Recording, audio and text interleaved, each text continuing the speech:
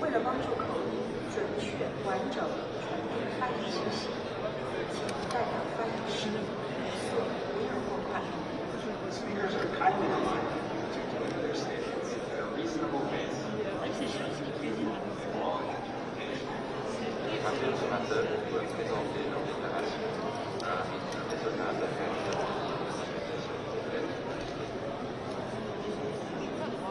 Je suis droite, j'attends, je suis droite sur eux. C'est l'essentiel. C'est normal. Et puis on s'en fout comme ça.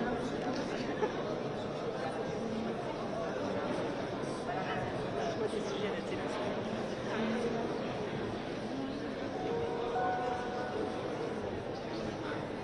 C'est ma traîne sur ma malaise. Je me suis pris, tu sais, le machin de coucher dans la France. Il est arraché, je suis restée coincée, tu sais, moi. Je me suis croyée le dos alors que j'ai hyper mal au dos. Je suis grâce à la chance.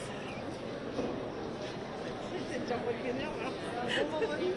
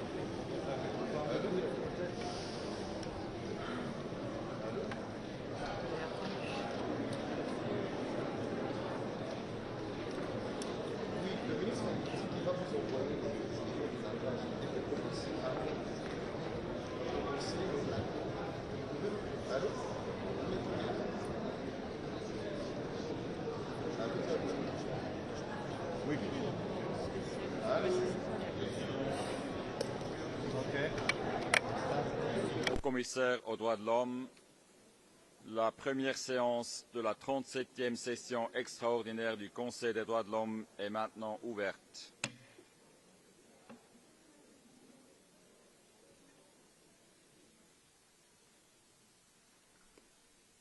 Avant de poursuivre, permettez-moi de rappeler quelques éléments essentiels. Le lundi 3 février au soir, j'ai reçu une demande de convocation d'une session extraordinaire du Conseil concernant la situation des droits de l'homme dans l'Est de la République démocratique du Congo. Concerning the situation of human rights in the east of the Democratic Republic of the Congo. This request was submitted by the permanent representative of the Democratic Republic of Congo and has received the support of 27 member states of the Council. They are South Africa, Algeria, Germany, Belgium, Bulgaria, Burundi, Chile, Cyprus, Colombia, Costa Rica, Spain, France, Ghana, Marshall Islands, Iceland, Japan, Kyrgyzstan, North Macedonia, Malawi, Morocco, the Netherlands, the Republic of Korea, the Democratic Republic of Congo, the Dominican Republic, Romania, Switzerland, and the Czech Republic. This request has also been supported by 21 observer states to the Council, who are Australia, Austria, Croatia, Denmark, Estonia, Finland, Greece, Hungary, Ireland, Italy, Latvia, Liechtenstein, Lithuania, Luxembourg, Malta, Poland, Portugal, the United Kingdom of Great Britain and Northern Ireland, Slovakia, Slovenia and Sweden. To date, Albania, Canada, Cote d'Ivoire, Maldives, Mexico, Montenegro, Norway and Uruguay have also expressed their support for this special session. The request to convene this special session was officially communicated by the Secretariat to all United Nations member states on the 4th of February. The information has also been made available to specialised institutions, other intergovernmental organisations, national human rights institutions, as well as non-governmental organisations with consultative status to the ECOSOC in accordance with the Council's rules of procedure.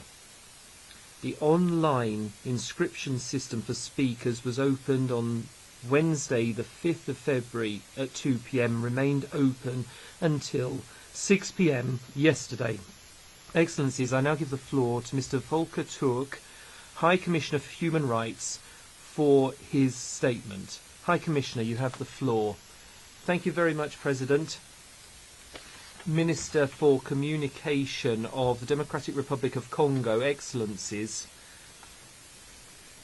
I've been following the human rights situation in Democratic Republic of Congo for many years, and I have to say that I've always been tremendously worried by it. I've been to Goma on at least 5 occasions when holding other posts. When I visited the country in April 2024, I met victims of this dreadful conflict. They included women who had been the victims of sexual violence. My office has been raising alarm about this crisis for a long time, and I'm deeply disturbed when I see the escalation of violence occurring once again. Since the start of the year, the M23 armed group supported by the Rwanda Defence Forces has stepped up its offensive in the provinces of North Kivu and South Kivu, and tensions are currently rising in South Kivu. If nothing's done, then the worst could still be yet to come for the inhabitants of the eastern part of the country, but also in people living beyond the DRC's borders. There have been attacks by the M23 and their allies. Heavy weaponry has been used in populated areas, and there's been intense fighting with the DRC's armed forces and their allies. This is all very worrying when it comes to respect for human rights and international humanitarian law, and I condemn all violations and abuse. Once again, in this crushing conflict, civilians have been trapped in escalating violence. Since the 26th of January, around 3,000 people have lost their lives and 2,880 have been wounded. The real figures are probably a lot higher. In Goma, on the 27th of January, 2 hospitals were bombed. This killed and wounded many patients, including women and children. I am horrified by the spread of sexual violence.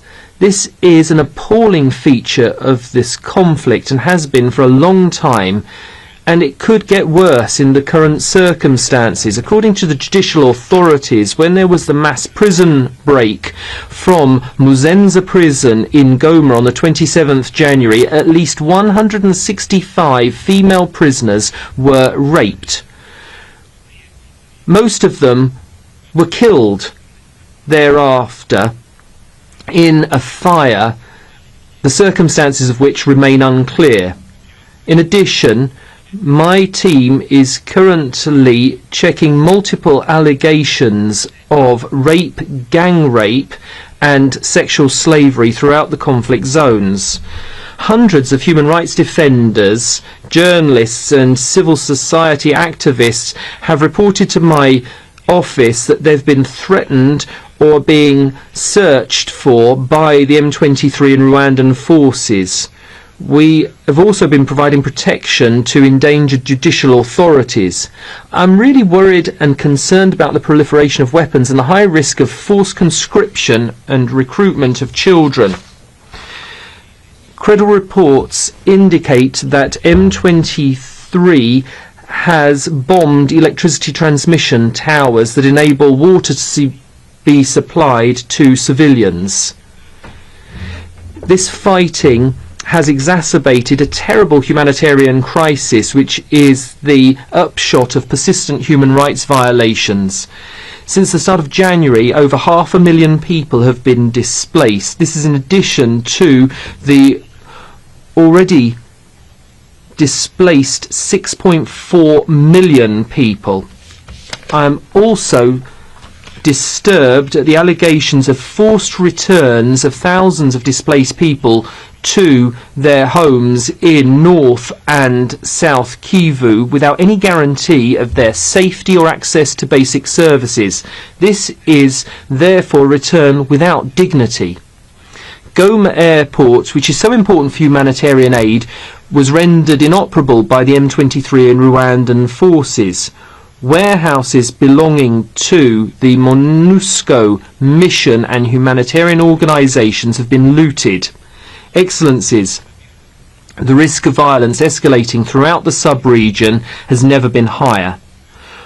All those with influence over the parties involved, be they states or non-state actors, must step up their efforts to avert a conflagration and to support peace processes.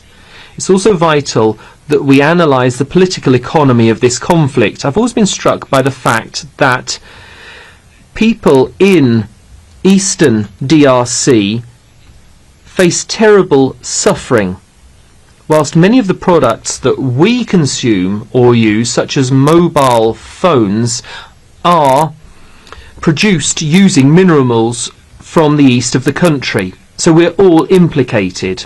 Those who think they can reach a solution to violence through military means are wrong. An even deeper and wider conflict would have even more devastating consequences for civilians.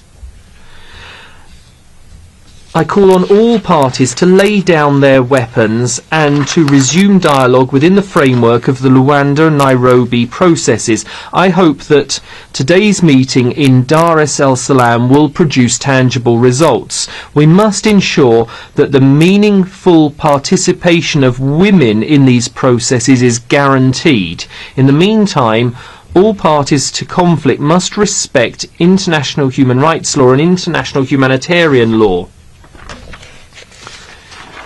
The M23 Rwandan forces and all those supporting them must facilitate access for humanitarian aid. Air, land and lake routes must be reopened to establish humanitarian corridors and guarantee the safety of humanitarian actors.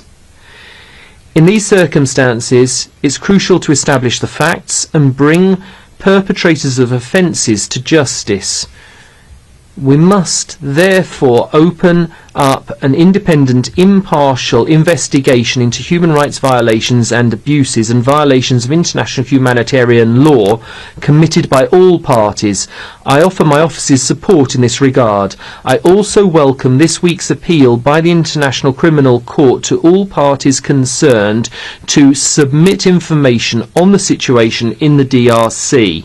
And I reiterate the United Nations Secretary General's call to the Rwanda Defence Forces to cease all support for the M23 and to withdraw their soldiers from the DRC. The military path is not the answer to the political, social and economic challenges which are at the root of this conflict, including the illegal exploitation of natural resources. In line with the principles of due diligence, states must ensure that any support, financial or otherwise, does not fuel serious human rights violations. Corruption within state institutions must also be tackled. Such institutions must be made efficient and social cohesion restored throughout the country. Press freedom and civic space must be preserved. Hate speech and other forms of incitement to discrimination and violence only stoke conflict and political tension. They're completely unacceptable and ways must be found to confront them. I call on political and community leaders to play a positive role in promoting social cohesion. Excellencies, the Congolese people have been suffering terribly for decades. I express my full solidarity with the victims, their families and human rights defenders. How many more innocent lives must be lost before sufficient political will is galvanized to resolve this crisis? All those with influence must act urgently to put an end to this tragic situation. I thank you. I thank you for that statement, High Commissioner. I would now like to give the floor to Mr. Surya Deva, Chair of the committee, the Coordinating Committee for Special Procedures via video conference. You have the floor, sir. Thank you, Mr. President, Excellencies and distinguished delegates. I have the honor of addressing the Human Rights Council today on behalf of the Coordination Committee of the UN Special Procedures. We welcome the decision to convene a special session on the human rights situation in the east of the Democratic Republic of the Congo, given the escalating crisis and the grave human rights violations affecting civilians, particularly North and South Kivu. As highlighted in the recent press release issued by several special procedure mandate holders yesterday, we have been closely monitoring the situation in the DRC. The intensification of hostilities, particularly in North Kivu, following the renewed offensive by the Rwanda-backed M23 armed groups, has led to widespread violence, forced displacement, and serious violations of international human rights and humanitarian law. The scale of the violence has reached unprecedented levels. Reports indicate that entire communities have been uprooted, with families forced to flee their homes in search of safety. The humanitarian consequences are devastating. as those displaced often find themselves with no access to shelter, water, sanitation, food, medical care, or education. Women and children are particularly at risk, facing heightened exposure to gender-based violence and trafficking for purposes of sexual slavery. We are also concerned at the devastating impact on children, who are at serious risk of all 6 grave violations against children in armed conflict. In recent weeks, over 700,000 individuals have been displaced due to these hostilities, adding to the already staggering figure of 6.7 million internally displaced persons in the DRC, as also mentioned by the High Commissioner. The indiscriminate bombardment of densely populated areas, including displacement camps, has resulted in mass civilian casualties and triggered panic and forced returns under unsafe conditions. There are also reports of summary executions and civilians being subjected to forced conscription and labor. Reports indicate that M23 movement has systematically dismantled displacement sites in areas under its control, forcing individuals to return to their areas of origin without guarantees of safety or dignity. Thus, displacement sites, which should offer refuge, have instead become sites of renewed violence. Hospitals in the region are overwhelmed, struggling to cope up with the influx of injured civilians amid shortage of medical supplies, personal and essential medicines. Moreover, humanitarian access to conflict-affected areas remains severely restricted, with aid workers facing security threats, looting of relief supplies, and targeted attacks on humanitarian facilities. This has significantly hindered the delivery of life-saving assistance. The collapse of infrastructure in affected regions has severely disrupted essential services, including education and healthcare.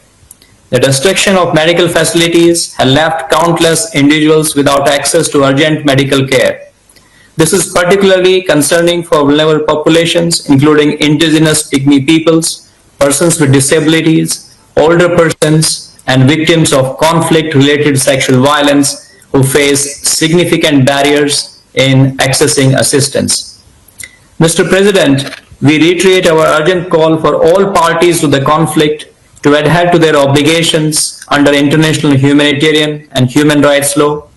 We call for the immediate cessation of attacks against civilians, the protection of civilian infrastructure, and unimpeded access for humanitarian actors to deliver assistance to those in need. We also call on all parties involved in the conflict to refrain from supporting or using mercenary-related actors. We echo the Secretary General's appeal for Rwanda to cease support for M23 and withdraw from the DRC territory. The forced return of internally displaced persons to their areas of origin must end. Their right to voluntary, safe, and dignified solutions must be upheld in accordance with international law.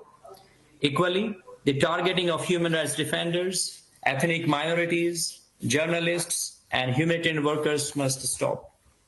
The international community has a moral and legal obligation to act decisively. We urge member states to increase humanitarian funding to ensure the continued provision of essential services and assistance to displaced populations. In addition, coordinated diplomatic efforts must be intensified to support peace negotiations and to hold accountable those responsible for violations of international human rights and humanitarian law.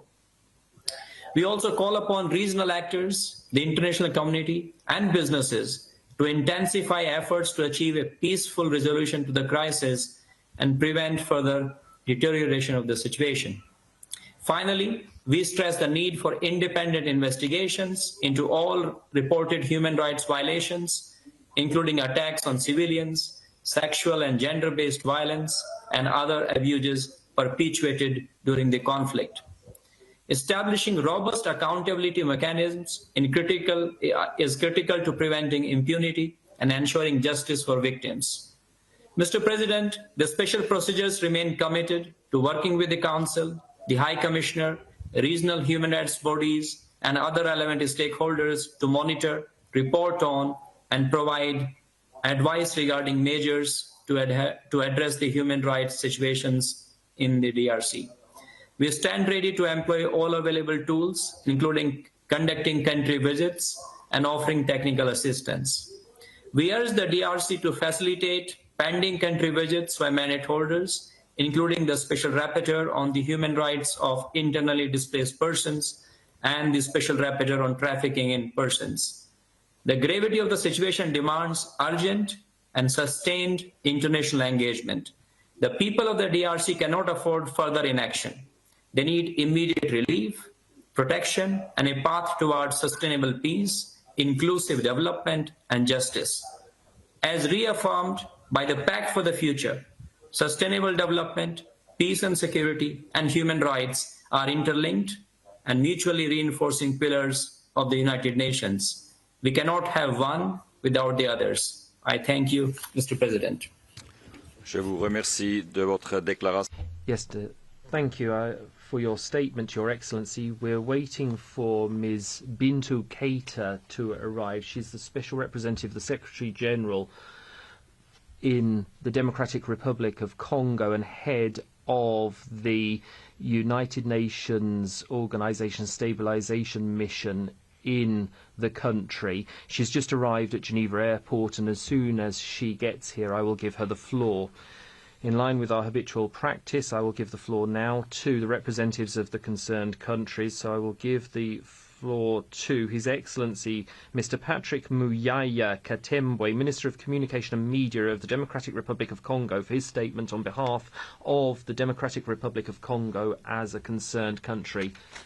Excellency, Minister, you have the floor for 5 minutes. President, Excellencies, ladies and gentlemen, members of the Human Rights Council, the Democratic Republic of Congo expresses its deep gratitude to the Human Rights Council for holding this special session, which has been co-sponsored by over 30 member states and 22 observer states. This meeting is a response to the urgent situation of mass human rights violations and attacks on civilians in North and South Kivu, which are the result of attacks and offensives by the Rwandan Defence Forces and their M23 and AFC proxies. Indiscriminate bombing against IDP camps and populated areas have compounded a catastrophic humanitarian situation. These attacks have deliberately targeted vulnerable people, which is a flagrant violation of the principles of humanity, distinction, precaution, proportionality, and preventing unnecessary suffering. The Rwanda Defence Forces and their proxies have transformed areas of shelter into military targets, imperiling the lives of thousands of innocent people, including women and children. In Goma, where there is no water or electricity, the principles of international humanitarian laws have been systematically violated. There's been indiscriminate bombing against residential areas, causing mass displacement of people, and there have been attacks against IDP camps. This is particularly alarming because people are already very vulnerable, and they have been trapped between the Rwandan forces and their M23 proxies, have also been supported by foreign actors. According to the UN, the offensive which led to the occupation of Goma, at least 3,000 people were killed and a further 3,000 were wounded. Attacks against civilians and the forced displacement of people and attacks against IDP camps reflect unacceptable brutality, which is compounded by unspeakable atrocities, notably murders, the rape of at least 200 women, massacres, forced conscription of children taken to Rutshuru training camps and others. By actively supporting the armed groups, Rwanda is directly responsible for the violations, which has exposed civilians to unspeakable suffering. Peacekeeping forces with the Security Council mandate, particularly MONUSCO, as well as humanitarian facilities, have been targeted on a number of occasions. This has undermined their ability to protect civilians in a hostile environment. We also deplore the attacks against the SADC regional forces, which have been working tirelessly for regional stability. President, in view of this situation, the Democratic Republic of Congo calls for the establishment of an International Commission of Inquiry to examine human rights violations committed in my country. This commission must have a mandate to establish the truth as to who is responsible for these crimes and to provide recommendations for holding them accountable. We also call for tangible measures to be adopted to prevent future violations of this nature. It's vital that we strengthen monitoring and early warning mechanisms and to ensure better coordination between MONUSCO, Congolese security forces and regional actors in order to protect civilians and prevent further escalations of violence. Furthermore, it's vital today that we ensure immediate and unfettered humanitarian access in order to better care for the thousands of injured, evacuate the most seriously injured and reduce the risk of the spread of epidemics such as cholera and mpox in a city which has already been traumatized and where corpses litter many streets.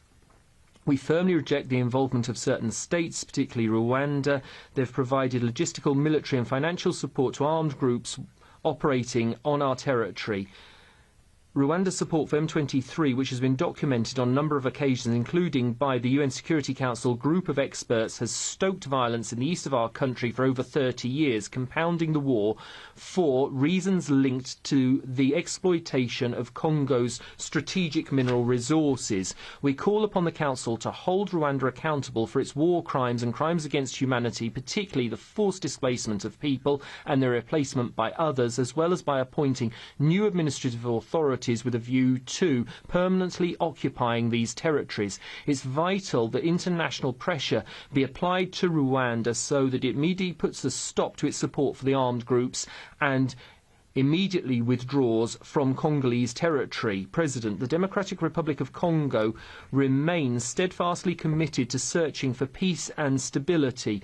We reiterate that we stand ready to work constructively with all regional international actors, but it's absolutely vital the international community firmly supports our efforts to put a stop to this crisis and to put an end to the suffering of our people living in the east of our country. Thus, we reiterate our call for Rwanda to act responsibly and take immediate measures to put a stop to its support to armed groups. A consensual adoption of the resolution would be a sign of solidarity for the millions of Congolese people living under Rwandan occupation today. I thank you for your attention, President. Thank you. I'd like to thank you for your statement, and I would now like to give the floor to the distinguished representative of Rwanda for his statement as a concerned country. Excellency, you have 5 minutes. Thank you, Mr. President. I'd like to start by thanking the High Commissioner for the oral statement on the situation in the Eastern DRC, which persistently constitutes a security threat to the Great Lakes region and to Rwanda in particular. The current session is called for at a time when the situation in the Eastern DRC is evolving rapidly.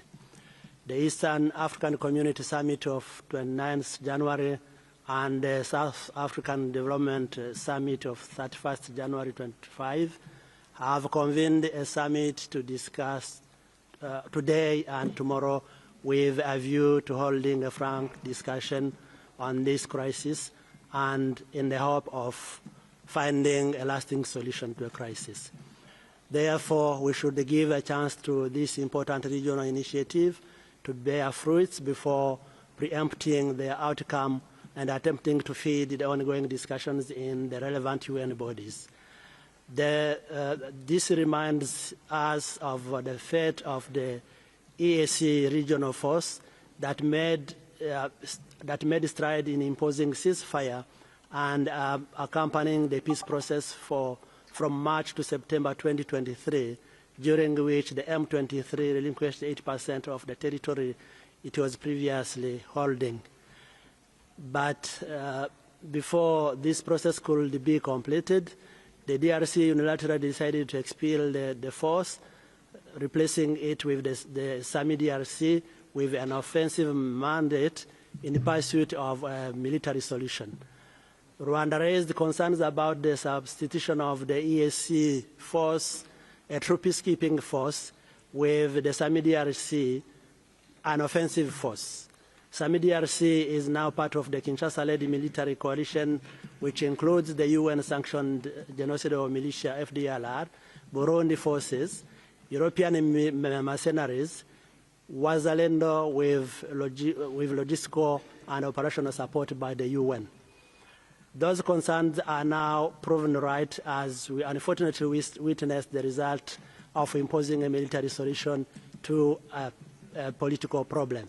Mr. President, these root causes, we shall repeat time and again, are on the one hand, the preservation of the FDLR, a group that committed genocide in Rwanda in 1994, fled to the DRC, where they now pose an existential threat to our security, and continue spreading their genocidal ideology. On the other hand, the marginalization of Kinyarwanda-speaking Congolese community, particularly Tutsi, by the government of DRC. Everyone here in this session recalls the Congolese citizens were abominably massacred, lynched, banned, and cannibalized for looking Tutsi. Yet there was no urgent meeting or a special session on this issue. There was no condemnation of the DRC top leadership who used hate speech for electoral purposes and justified the persecution of a portion of its own citizens. Furthermore, there was no special session of this council when in April 2024, the UN Special Advisor on the Prevention of Genocide, Ms. Alice Wairumu-Nderuti, warned about the risk factors for genocide, war crimes, and crimes against humanity in the Eastern DRC. Mr. President, we categorically oppose the DRC attempts to portraying Rwanda as being responsible for the instability in Eastern DRC. It is a well-known deflection tactic used to escape being accountable for the atrocities Kinshasa and its allied armed group are inflicting on their own citizens. What is clear, however, is the imminent threat the current situation poses to Rwanda. Following the fall of Goma, new evidence has come in light regarding an imminent large-scale attack against Rwanda. The Kinshasa-backed coalition has stockpiled a large number of weapons and military equipment near Rwanda's border, mostly in or around the Goma airport. These weapons include rockets, kamikaze drones, heavy artillery guns capable to shoot precisely within the Rwandan territory. The weapons were not turned at the threat of operations, at the theater of operations against the M23. Rather, they were pointed directly at Rwanda. I would like to recall that on January 26, 2025, retreating DRC forces fired at Rwanda, causing tragic loss of 16 Rwandan lives and injury of 161 civilians. These shelling were deliberate. Excellency, I ask you to come to the conclusion of your statement. They could strongly condemn it. Rwanda will not wait for the threat to materialize, and this is why our country maintains proportional, punctual, and dynamic measures to the border to prevent any spillover of this kind and respond appropriately. Thank you for your declaration. With regard Je donne maintenant la parole à Madame Bintou Keita.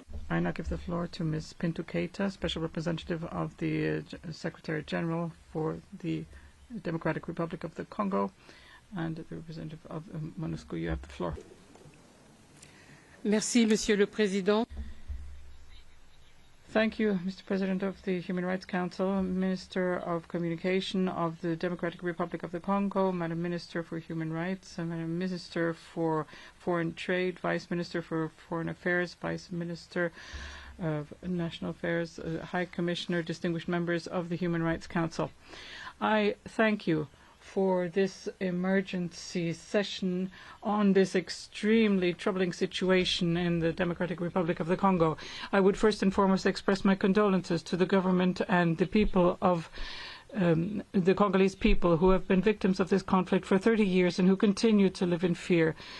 My thoughts also go to the blue helmets and their families who have lost lives, and my thoughts go to those who were injured as well. I welcome those who work with commitment towards a lasting peace in the Democratic Republic of the Congo. I would also like to condemn the attacks and pillaging against the UN on the 27th of September. I welcome the efforts of the government to bring perpetrators to justice and to prevent any further incidents of this nature. Mr. President, we have witnessed an unprecedented advance of the M23 and the Rwandan forces.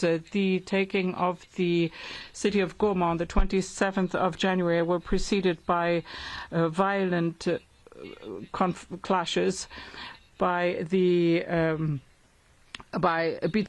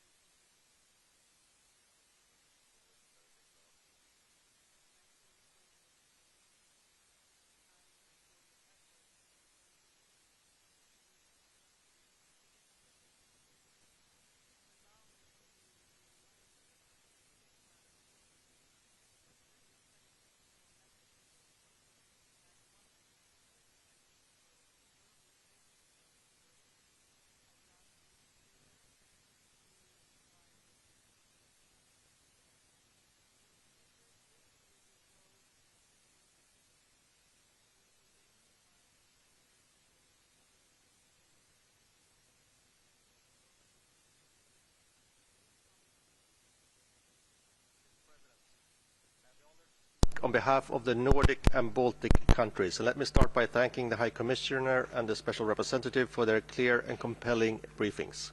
Mr. President, we are deeply concerned about the escalating violence in eastern DRC. We urge the M23 to stop its advance and withdraw immediately. We reiterate that Rwanda must cease its support for the M23 and withdraw its armed forces. We strongly condemn Rwanda's military presence in the DRC as a clear violation of international law, the UN Charter, and the territorial integrity of the Democratic Republic of Congo. And we continue to urge the DRC to cease its cooperation with the FDLR.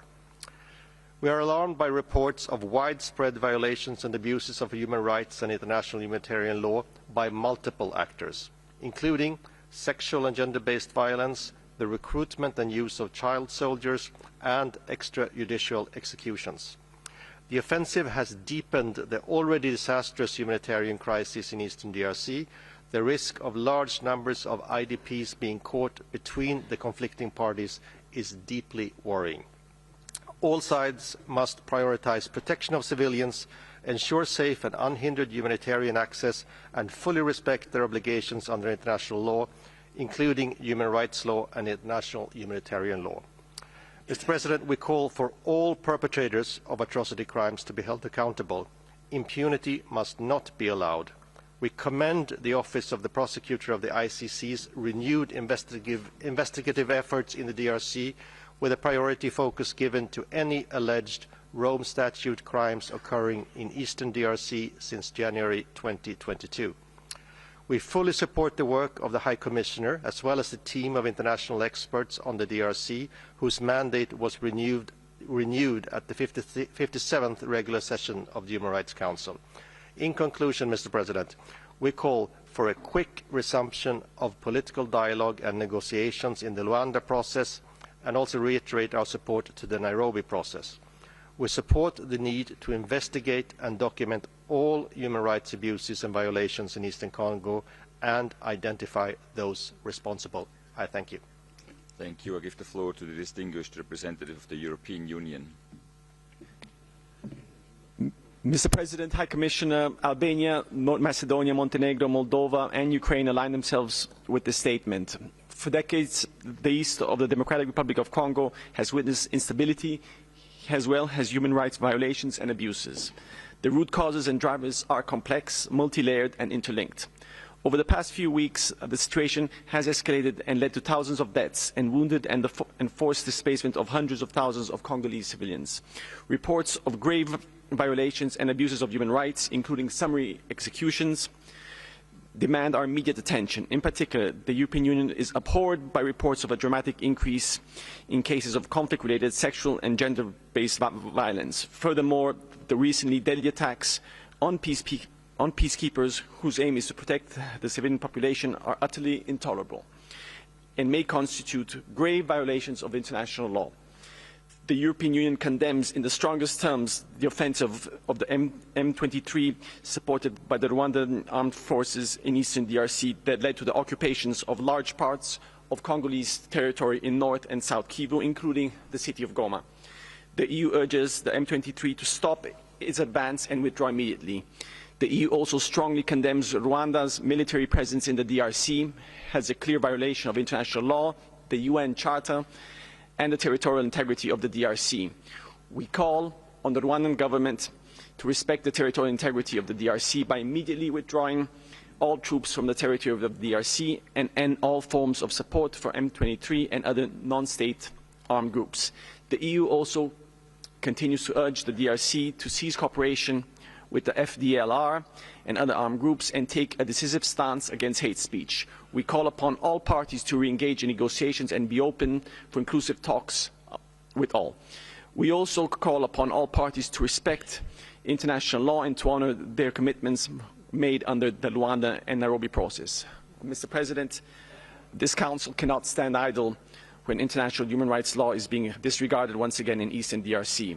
All accusations of violations and abuses need to be thoroughly investigated, victims recognized and supported, and all perpetrators need to be held accountable for all their crimes. We therefore support the resolution put forward by the DRC requesting the establishment of an independent fact-finding mission to investigate and document all when international human rights law is being disregarded once again in Eastern DRC. All accusations of violations and abuses need to be thoroughly investigated, victims recognized and supported, and all perpetrators need to be held accountable for all their crimes. We therefore support the resolution put forward by the DRC requesting the establishment of an independent fact-finding mission to investigate and document all violations and abuses of human rights in Eastern DRC and identify all those responsible. Merci. Je donne la parole au distingué représentant. Thank you. I give the floor to the distinguished representative of Morocco.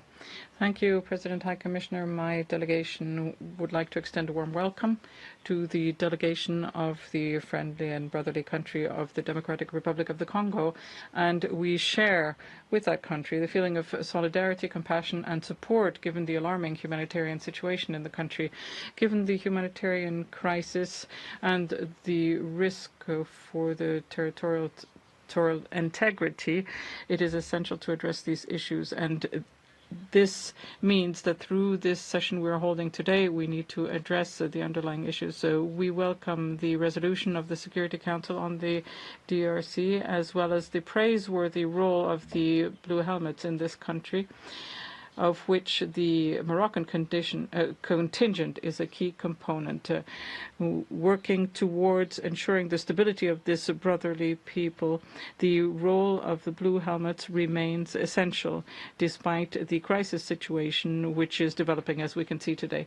My delegation would also like to highlight the role of the High Commissioner and his teams on the ground in attempting to analyze the massive violations that are taking place and establish major evidence for the Council. This extraordinary session of the Human Rights Council is being held, let us recall this, at the request of the concerned country, and is the most appropriate framework to address the human rights violations established by the Human Rights Council in the east of the country, which have already led to all forms of violence against civilians, including women and children.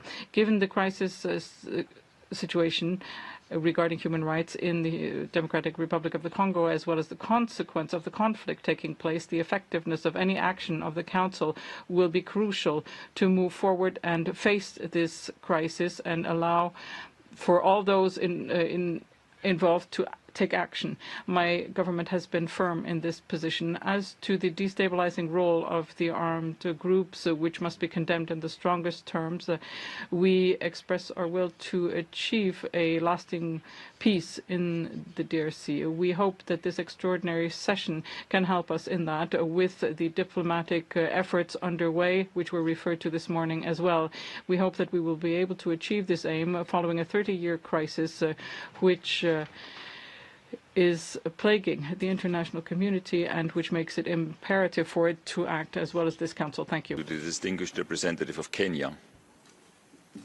Thank you, Mr. President. We stand at the critical juncture in the east of our continent. The ongoing crisis in DRC poses an existential threat to the peace and security of an already fragile region, demanding our immediate attention. The humanitarian situation in the DRC has reached catastrophic proportions, creating a spillover effect within the region. Reports of widespread human rights abuses, including gender-based violence and severe protectionist incidents, are deeply alarming. We call for the immediate restoration of essential services, including internet services, to alleviate the sufferings of the Goma's population. As the current chair of EAC and a long-standing advocate for peace in the region, Kenya is deeply invested in fostering dialogue and cooperation amongst our members. Guided by the mantra, African Solutions for African Challenges, we welcome the ongoing peace efforts, including the Nairobi and the Rwanda processes.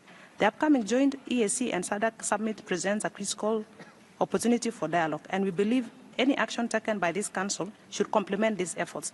It is imperative that our deliberations and outcomes today do not inadvertently undermine the forthcoming summit, but rather contribute towards the broader regional framework for peace and stability in the DRC.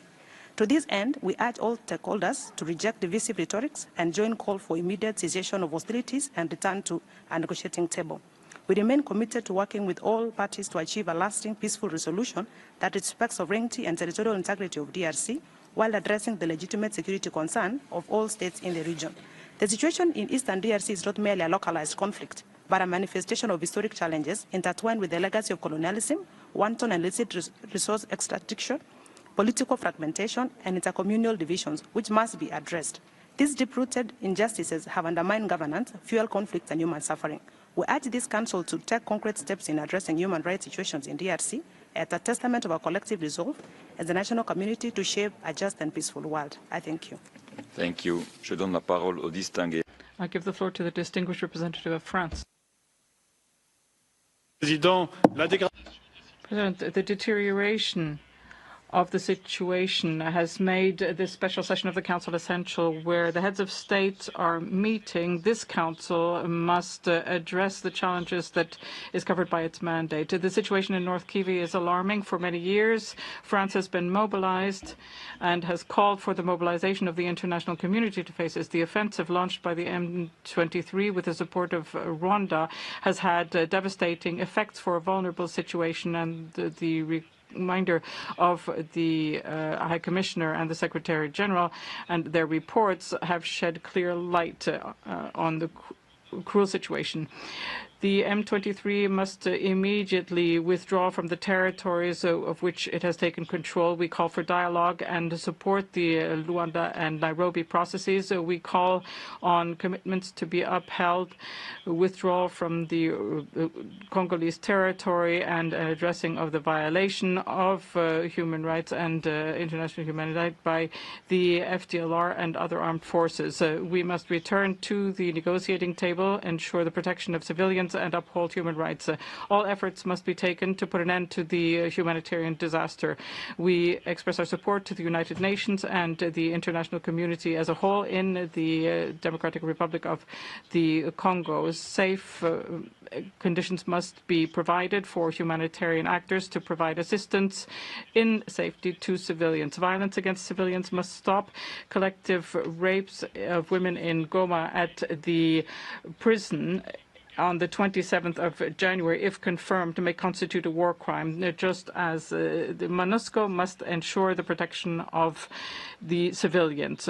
Crimes of that nature cannot remain unpunished.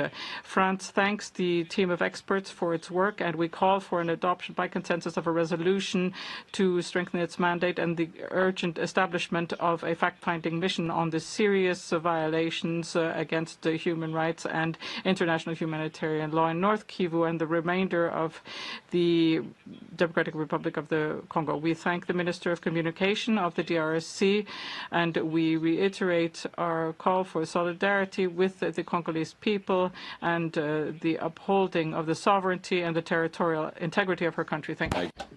Distinguished representative of North Macedonia. Mr. President, High Commissioner, North Macedonia expresses deep concern over the dire and deteriorating human rights situation in the eastern part of the DRC, particularly in North and South Kivu. The recent escalation of hostilities has resulted in severe human rights violations, including attacks on civilians, widespread conflict-related sexual and gender-based violence, and forced displacement. We strongly condemn all actions of the armed groups responsible for these atrocities and any parties complicit in perpetuating this violence. The deliberate targeting of vulnerable groups, women, children, and internally displaced persons flagrantly violates international human rights and humanitarian law. The humanitarian impact of this crisis is grave and demands urgent actions. Therefore, we urge all parties to immediately cease hostilities, protect civilians, and uphold human rights obligations. Attacks on peacekeeping personnel and diplomatic community are inexcusable. We call for thorough investigations to ensure accountability for committed human rights abuses. Furthermore, the international community must strengthen its support for peacekeeping operations and humanitarian assistance. A sustainable solution demands coordinated efforts, including dialogue, reconciliation, and development initiatives that foster stability and social cohesion. North Macedonia stands in solidarity with the Congolese people and reaffirms its unwavering commitment to human rights, peace, and security in the region.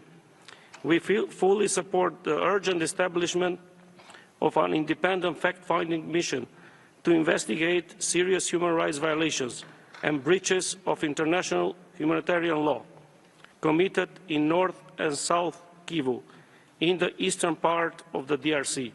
I thank you, Mr. President. Thank you. I give the floor to the distinguished representative of Spain. Gracias, señor presidente. Thank you, President. Spain endorses the European Union's statement. We welcome the holding of this special session in view of the serious situation. My country vehemently condemns the recent offensive in eastern DRC by the M23 rebel group supported by Rwanda. This is a flagrant violation of international law. This has caused a humanitarian crisis and increased the risk of a large-scale regional war. Spain denounces serious human rights violations occurring in the context of this escalating violence, particularly summary execution, forced conscription of children, sexual and gender-based violence and forced displacement of hundreds of thousands, as has been set out by the High Commissioner and the Special Representative. We urge all those involved in the conflict to respect human rights, international humanitarian, and ensure that civilians have full access to humanitarian aid and that the Luanda and Nairobi processes be resumed. We urge Rwanda to respect the DRC's sovereignty and territorial integrity and halt any support to the M23 and withdraw from the DRC's territory. Spain supports the DRC's draft resolution calling for the establishment of an independent mission to document and investigate serious human rights violations and those of international humanitarian law committed in South and North Kivu since the start of 2022. This decision will strengthen already existing cooperation with the Office of the High Commissioner. As members of the Council are responsible, take the measures to prevent any further deterioration of the situation. We also think that the call from the International Criminal Court is particularly important, today especially.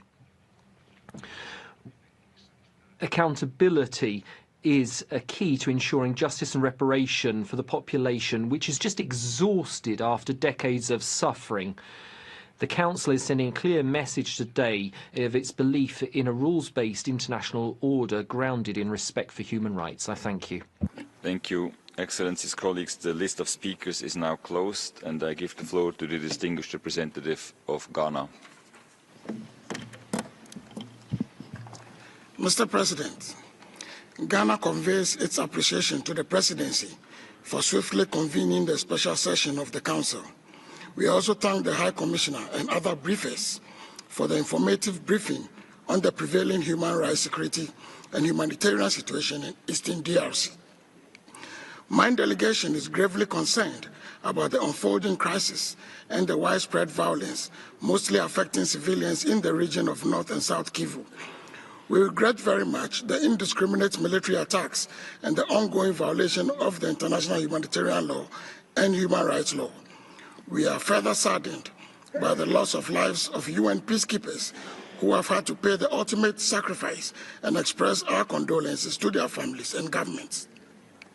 We strongly support the passionate calls for the end of all forms of violence against civilian population made by the Secretary General of the United Nations, the African Union Peace and Security Council, and recently by the Southern African Development Community.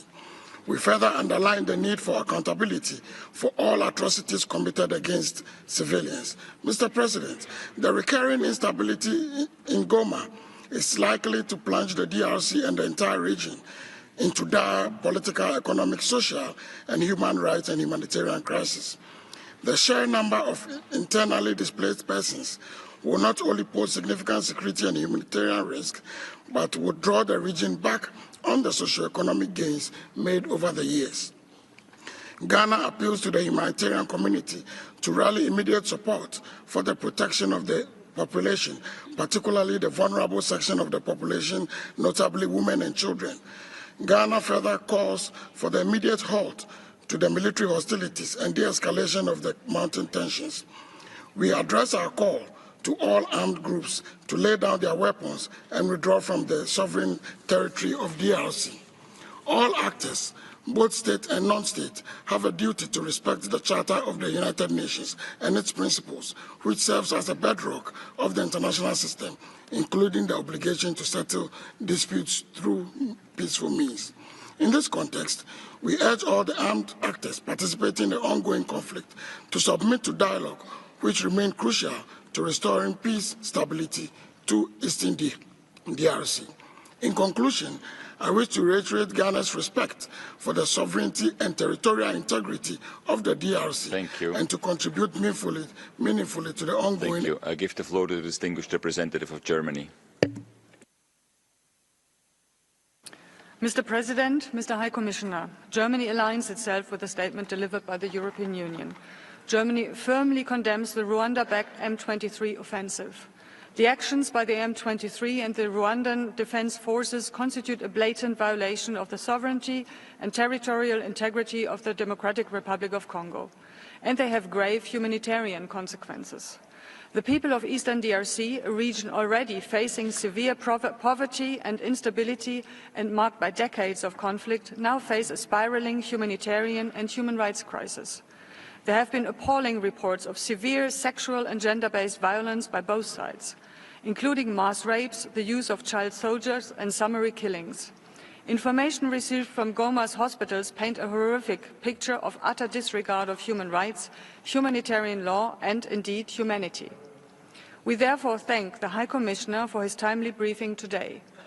We echo his call for an end to the violence and for all parties to uphold their obligations under international human rights law and international humanitarian law.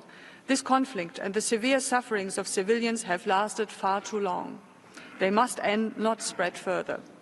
We urge all parties to fully commit to a peaceful and negotiated resolution of the conflict, an inclusive political process under African leadership, as already laid out in the Luanda and Nairobi processes. It is the only way forward. Rwanda must withdraw its troops and support for M23. The DRC also needs to take Rwandan security concerns seriously, counter hate speech and neutralize anti-Rwandan militia.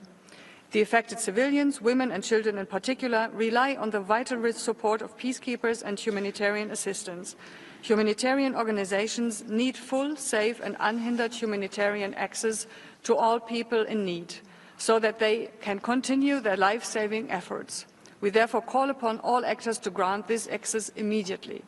We welcome that the initiative has been brought forward by the concerned country, the DRC itself. Germany is ready to support the proposed establishment of an independent fact-finding mission to ensure that violations are documented and all perpetrators are held accountable. Thank you. Thank you. Je donne la parole. I call on the distinguished representative of Switzerland. Thank you, President. Switzerland supports the convening of this special session, and we express our consternation at the worsening security, humanitarian and human rights situation in Eastern DRC. We denounce the attack on Goma by the M23 with Rwanda's support and its continuing advance through South Kivu. Switzerland calls for the DRC's sovereignty and territorial integrity to be respected. Violence has reached an alarming level, causing unspeakable suffering for civilians. All human rights violations over international humanitarian law, particularly attacks on civilians and civilian property, as well as conflict-related and gender-based sexual violence, are unacceptable and cannot go unpunished. Goma is facing a humanitarian emergency. Shops, warehouses have been looted by different parties to conflict, making it harder and harder to get humanitarian aid. We call for humanitarian access to be restored swiftly, including the reopening of Goma Airport for humanitarian flights. All parties to conflict must agree a ceasefire and that humanitarian aid be provided to the vulnerable, measures be put in place to ensure the safety of displaced persons, their access to basic services pursuant to international law.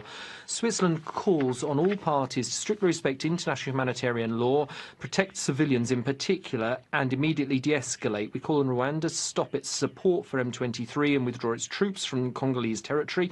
Furthermore, the DRC must roll out its plan to neutralise the Democratic Forces of Liberation of Rwanda, and we also condemn the brazen atrocities committed by the ADF. Lastly, Switzerland supports mediation efforts made by the regional community, particularly the Luanda process.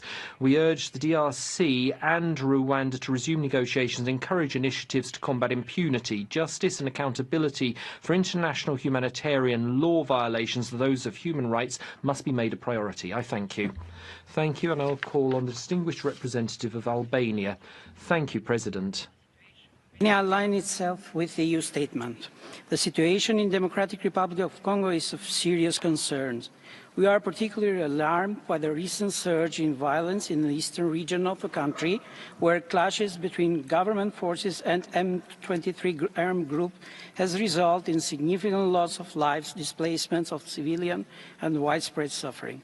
Albania strongly condemns persistent human rights violations and abuses, including sexual violence, summary execution, enforced disappearance, and targeted attack on human rights defenders, journalists, and other civil society actors.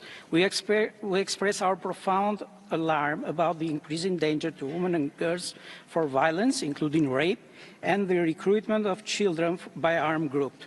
We urge M23 to stop its advance and echo the Secretary General appealed to Rwanda to cease support of M23 and withdraw from DRC territory. Albania called for robust accountability measures to be implemented. We will support the establishment of an independent fact-finding mission to investigate human rights violations and international human rights violations in North and South Kivu province. It's imperative that those responsible for human rights violations and atrocities are brought to justice. We commend the efforts of United Nations and other humanitarian organizations working tirelessly on the ground to deliver aid and to protect vulnerable populations. Albania reaffirms its support for MONUSCO and condemns any attack against UN mandate force.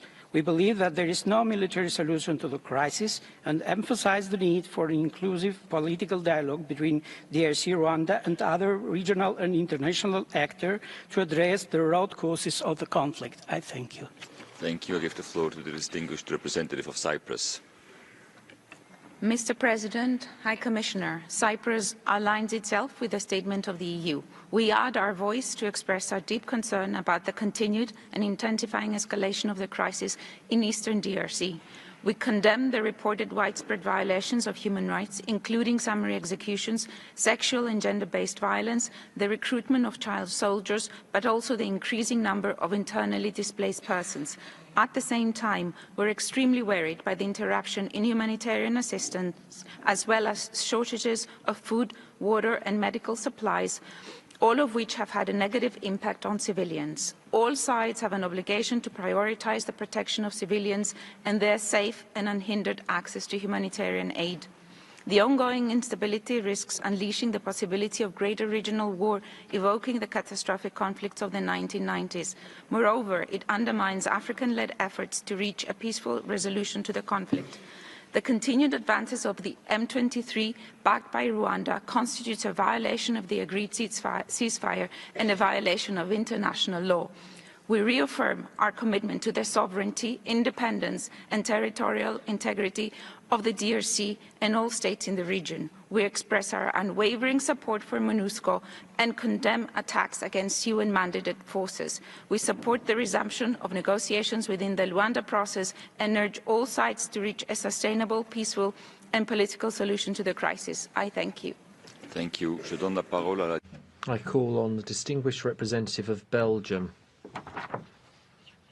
President, Belgium welcomes the initiative taken by the DRC in calling for a special session of the Council in view of the escalating conflict in eastern DRC.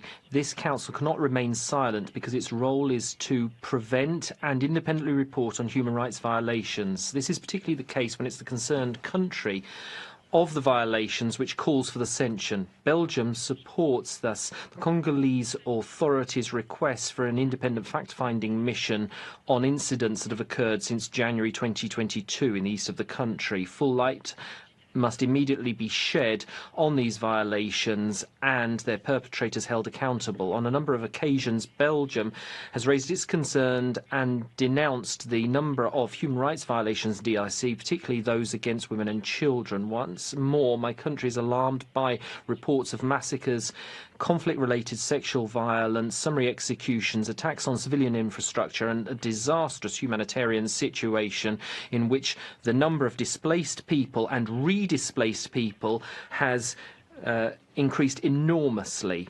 This compounds a long list of violations and attacks throughout the country.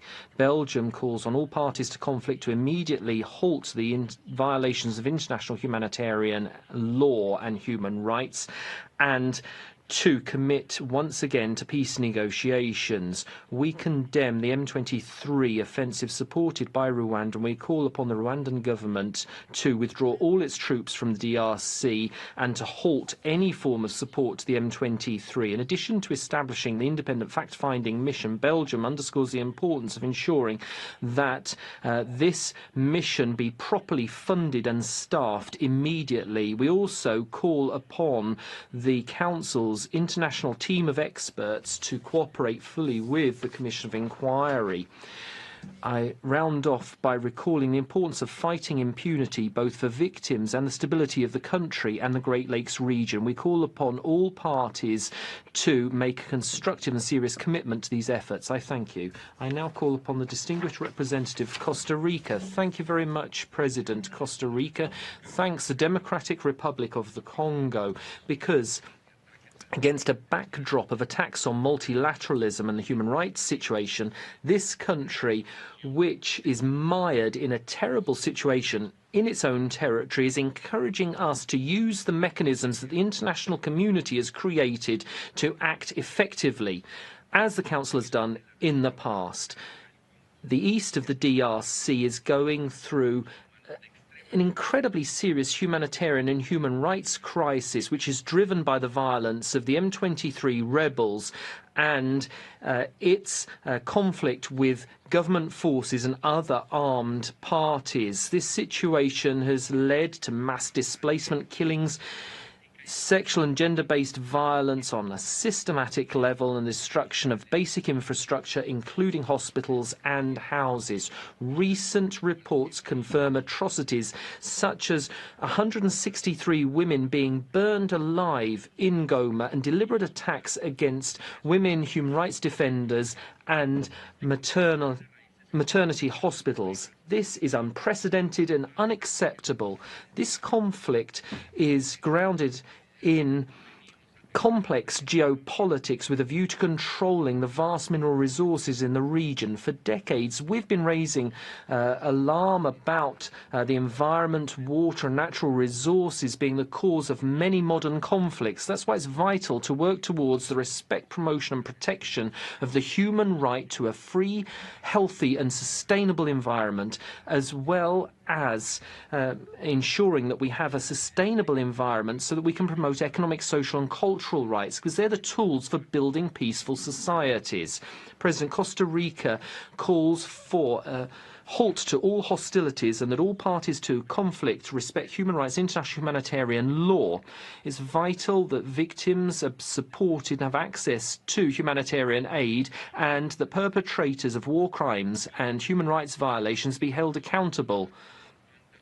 And those who benefit from very profitable contracts with Rwanda and the DRC in the mineral industry must be held accountable for putting their economic interests above human dignity.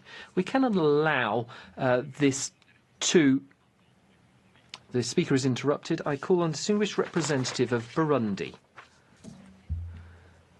President, Burundi welcomes the convening of this special session on the human rights situation in the east of the Democratic Republic of the Congo, and is pleased to be among the 27 member states who have taken the initiative to support this session.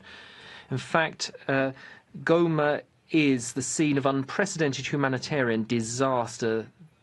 Thousands have lost their lives, including women and children, and around 1 million people have been displaced and made refugees. This is a tragic consequence of the M23 incursion with the military and logistic support of Rwanda.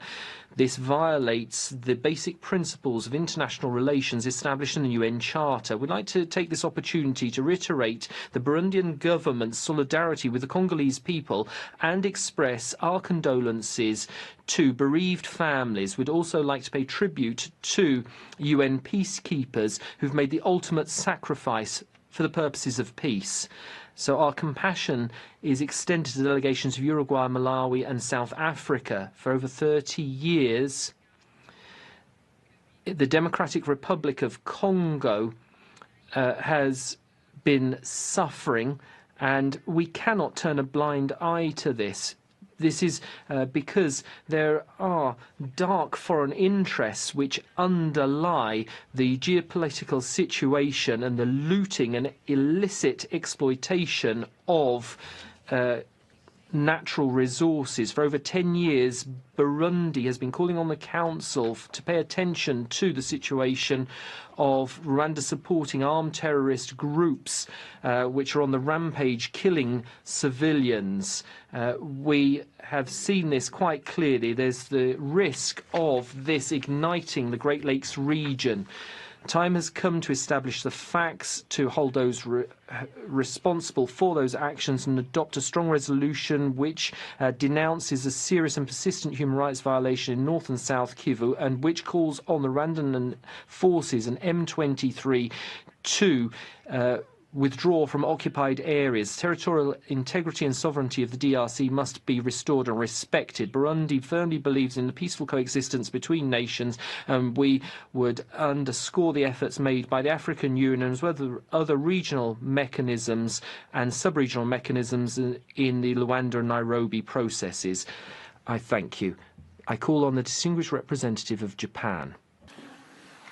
Thank you, Mr. President. We thank the President for convening this special session. Japan expresses its deep concern about the deteriorating human rights and humanitarian situation in the Eastern Democratic Republic of the Congo, particularly around Goma in North Kivu Province and Minova in South Kivu Province.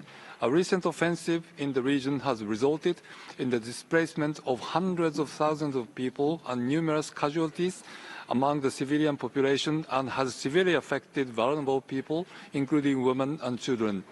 Japan extends its deepest condolences to the victims and conveys its heartfelt sympathy to all who are injured. Those lost and injured include personnel of the United Nations Organization Stabilization Mission in the Democratic Republic of the Congo, MONUSCO, and the Southern African Development Community Mission in the Democratic Republic of the Congo.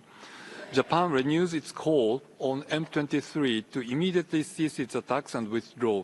In this regard, we urge all parties to respect the ceasefire agreement and to respect MONUSCO's mission to protect civilians and ensure humanitarian access to those in need. We also call on all parties to uphold their obligations under international humanitarian rights and humanitarian law, including protection of the civilians and diplomatic missions.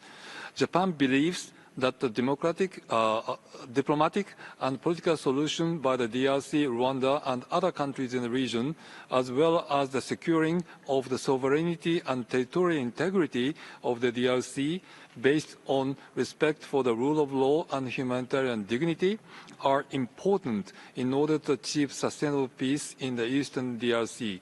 Japan supports regional peace mediation efforts, including the Rwanda process and the Nairobi process, and calls for the immediate resumption of negotiations for peace. Japan will support the proposed resolution and continue to work with the international community and support regional peace mediation efforts aiming to protect civilians and uphold their human rights. Thank you, Mr. Chair.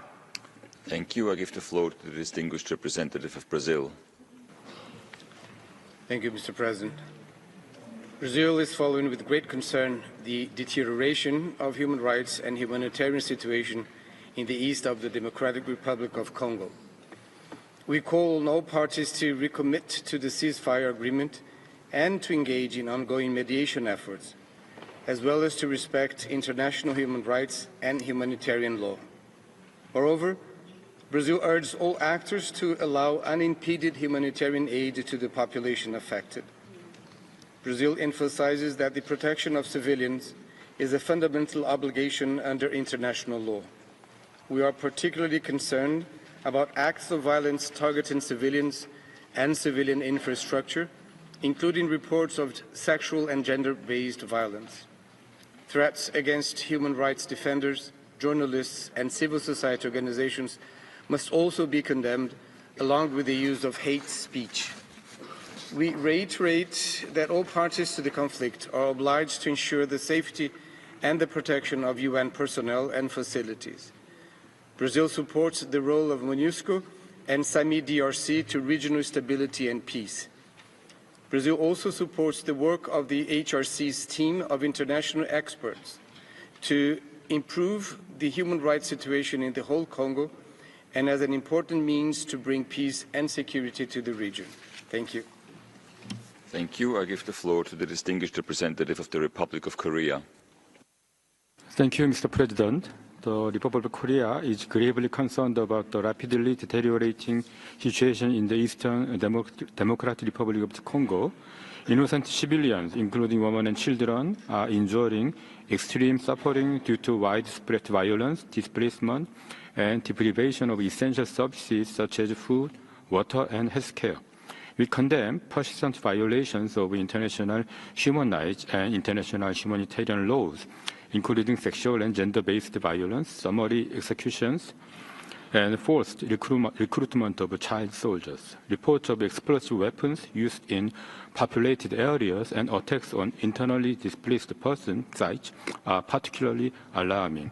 In this regard, we urge all parties to end violence and uphold their obligations under international law. In particular, we call on M23 to immediately cease its territorial expansion and reverse its military offensive without delay. Even at this very important very moment, civilians continue to flee in search of refuge with no safe alternatives. The ongoing hostilities must stop to prevent further human suffering. It is crucial that the Human Rights Council provides necessary support for thorough investigations into grave human rights violations and abuses with a view to bringing the perpetrators to justice and ensuring the comprehensive accountability. Furthermore, both the DRC and Rwanda must heed the international community's call for a return to meaningful negotiations and fully honor their obligations under the Rwanda process. A sustained and inclusive dialogue is crucial to achieving a long-term and peaceful resolution to the crisis. As a committed member of the Human Rights Council, the Republic of Korea will continue to work with the international community to ensure that human rights remain at the center of our collective response to this crisis. I thank you. Thank you. I give the floor to the distinguished representative of China. Mr. President, China is following closely the security situation in the eastern part of the DRC. We are alarmed and shocked by the recent sharp escalation of tensions. We strongly condemn the attacks on civilians and UN peacekeepers and are worried about the human rights and humanitarian crisis resulting from the situation. China reaffirms its unwavering support for the sovereignty and territorial integrity of all countries, including that of DRC. And China supports the efforts of the governments concerned to safeguard national security. We believe diplomatic negotiations are the only way to resolve the questions in the eastern part of DRC. We call on all parties to conflict to fully respect international law, to protect fundamental human rights, to achieve immediate ceasefire, return to diplomatic dialogue, and resolve their concerns through dialogue and negotiation. China advocates African solutions to African problems and calls on all parties to support the mediation efforts of relevant regional organizations and African countries. Mr. President, there is a clear division of labor among the various organs of the UN, and only each plays its proper role can synergy be achieved. At a time when the Security Council has already intervened but has not yet made a decision, we believe this Council should act prudently. This special session, at the request of the DRC, during this session, we believe any discussion and action should reflect international solidarity and to create favorable conditions to prevent further deterioration, to promote de-escalation and political solution. Thank you, Mr. President. Thank you. I give the floor to the distinguished representative of Ethiopia.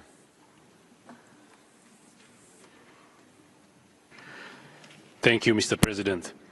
Ethiopia maintains sisterly relations with the DRC and countries of the region and is concerned by current developments and underscores the urgent need to address the humanitarian crisis and restore peace in the DRC. Ethiopia reiterates the call by the Secretary General of the UN, the chairperson of the AU Commission, for an immediate cessation of hostilities and the protection of civilians. Ethiopia also supports the call by the African Union Peace and Security Council for the strict adherence to international humanitarian law and human rights law. We emphasize the need to protect civilians, internally displaced persons, medical sites, and peacekeepers. Ethiopia reaffirms the fundamental importance of respecting the principles of non-interference in the internal affairs of sovereign nations and fostering friendly relations among states. These principles are critical to build trust and lay the foundation for peace in the Great Lakes region. It is essential that neighboring countries and regional economic communities adopt a coherent and constructive approach in supporting the DRC's pursuit of peace and security. In accordance with the Addis Ababa Framework Agreement, the African Union should discharge its coordination role in supporting the Luanda and other relevant regional processes and must continue to exercise political leadership in addressing the legitimate security concerns of neighboring countries. Ethiopia emphasizes the importance of international support for the DRC in consolidating state authority, particularly in the eastern provinces where the lack of effective governance and security exacerbates the humanitarian crisis. Humanitarian and life-saving assistance must be scaled up in support of populations most affected by the conflict, particularly women and children. Ethiopia also emphasizes that safety of peacekeepers is of paramount importance. Ethiopia's commitment to peacekeeping in the Great Lakes region is long-standing. In the 1960s, Ethiopian peacekeepers were at the forefront of the UN operations in Congo, where we sustained some of the largest peacekeeping casualties in the history of the mission. We call on all armed actors to refrain from the heinous conduct of targeting peacekeepers. In conclusion, Ethiopia remains firm in its belief that a sustainable resolution to the ongoing crisis can only be achieved through inclusive dialogue, strengthened by regional cooperation and the full engagement of the international community. Ethiopia stands ready to continue its constructive role in supporting the DRC and regional peace processes. I thank you. Thank you. I give the floor to the distinguished representative of Mexico. Gracias, señor. Thank you, President. Mexico expresses its consternation at the escalating violence in eastern DRC. This had a dire effect on the human rights situation. Reports of a dreadful situation are particularly worrying. People have died, been displaced, there's a lack of basic services, and civil infrastructure has been destroyed, amongst other things.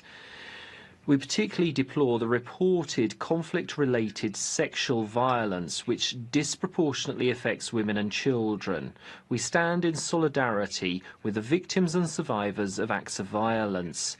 In view of the very serious situation, Mexico supported the DRC's request to convene a special session of the Human Rights Council so that we can hold a dialogue and take action. This reflects the relevance of this multilateral forum, and that's why Mexico is taking the floor here in this forum to urgently call for a dialogue between the parties and a halt to hostilities, as well as full respect for international humanitarian law and international human rights law.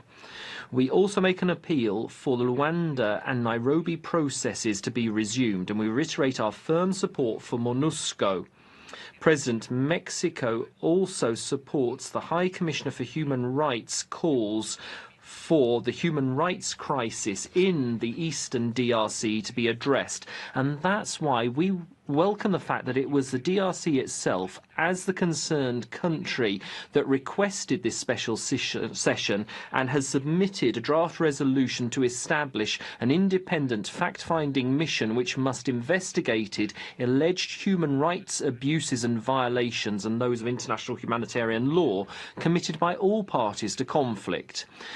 And considering the principle of African solutions to African problems, Mexico supports the idea that the decision taken by the Council complements sub-regional efforts to bring peace to the area, led by the East Africa Community and SADC, and we pray that the upcoming summit in Tanzania will help us work towards peace. Thank you very much. Thank you. I give the floor to the distinguished representative of the Kingdom of the Netherlands. Thank you, Mr. President. The Kingdom of the Netherlands aligns itself with the EU statement, and we thank the Democratic Republic of Congo for taking the initiative for the special session. We consider this special session and the wide support it received to be a vote of confidence in this Council and its role in upholding international human rights law, wherever and whenever. Like many others, we are concerned about the rapidly deteriorating situation in the DRC. Concretely, the Kingdom of the Netherlands calls upon the Rwandan government to immediately withdraw all of its troops from the territory of the DRC and end all forms of support for M23. At the same time, we feel the need to urge the DRC to stop hate speech and cease cooperation with the FDLR and other armed groups. Mr. President, Mr. High Commissioner, you would agree that the abuses and violations committed by any party to the conflict currently ongoing in the east of DRC need to be documented and the evidence collected preserved so that perpetrators on both sides can be held accountable for their crimes. I thank you, Mr. President. Thank you. I give the floor to the distinguished representative of South Africa.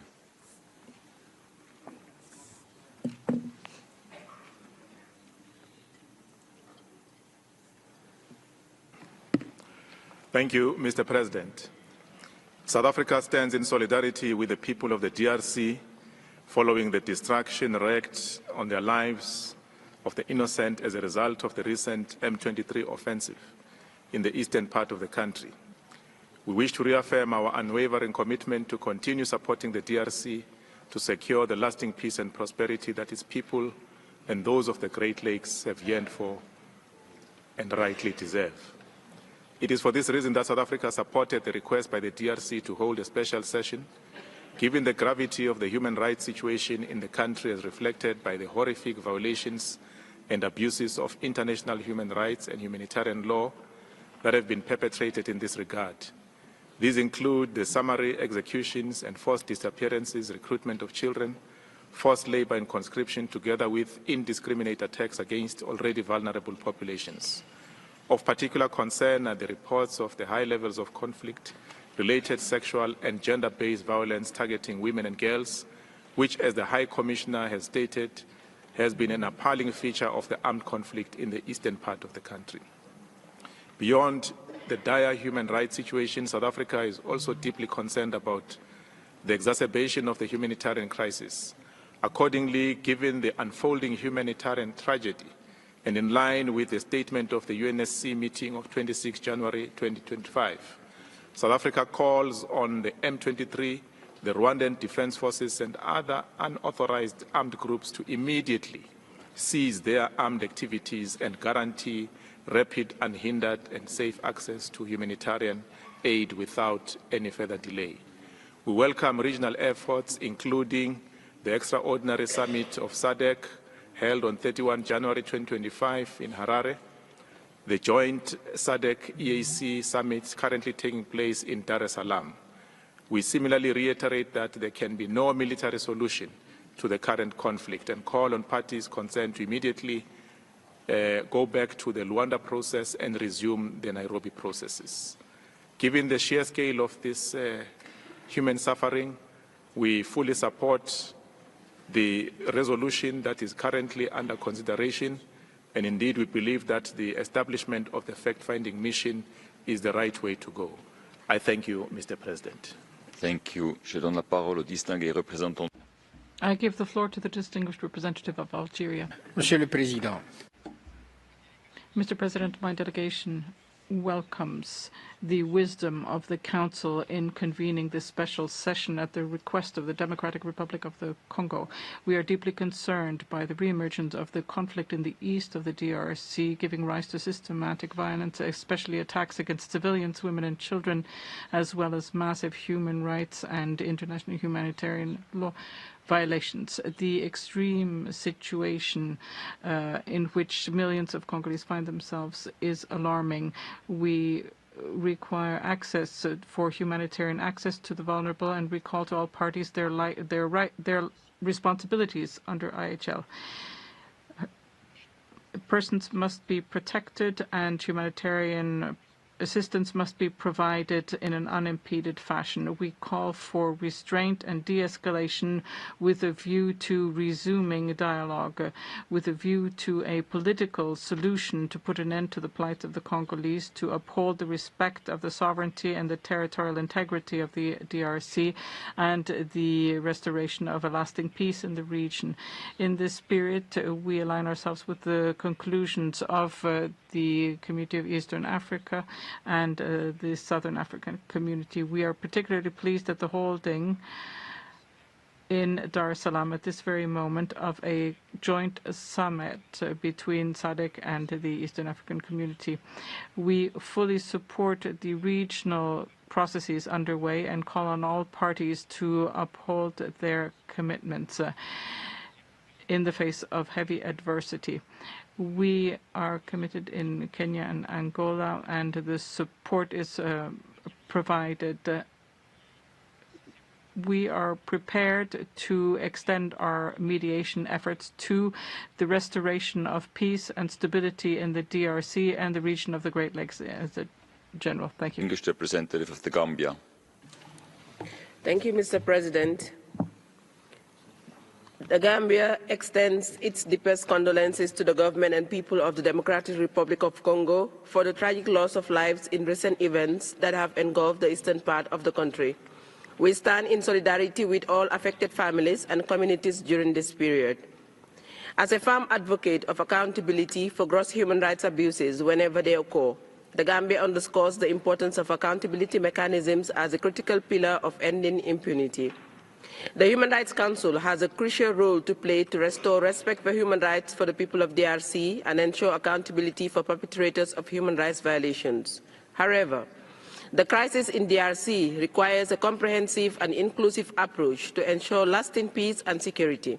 In this regard, the upcoming AU Peace and Security Council meeting at the heads of states level on the 14th of February 2025 will provide an opportunity to chart a path forward for sustainable peace in the region. Accordingly, the Gambia stresses the need for coordinated efforts between the mechanisms established by the Human Rights Council and the regional peace efforts in the interest of the long-suffering victims of the crisis. Mr. President, the Gambia further calls on all parties to uphold the principles of international humanitarian law and human rights to ensure the protection of civilians and safeguard their fundamental rights and freedoms. The Gambia remains committed to supporting all efforts aimed at ending impunity for human rights violations and achieving lasting peace in the DRC and in the Great Lakes region. Thank you, Mr. President. Thank you. I give the floor to the distinguished representative of Kyrgyzstan. Mr. President, Kyrgyzstan is deeply concerned with the ongoing humanitarian catastrophe in the east of Democratic Republic of Congo, and we fully support the decision on the fact-finding mission.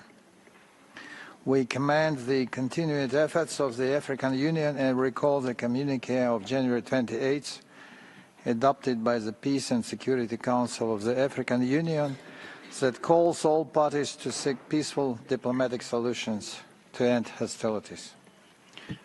We reaffirm our unwavering commitment to the principles of sovereignty and territorial integrity as enshrined in the UN Charter.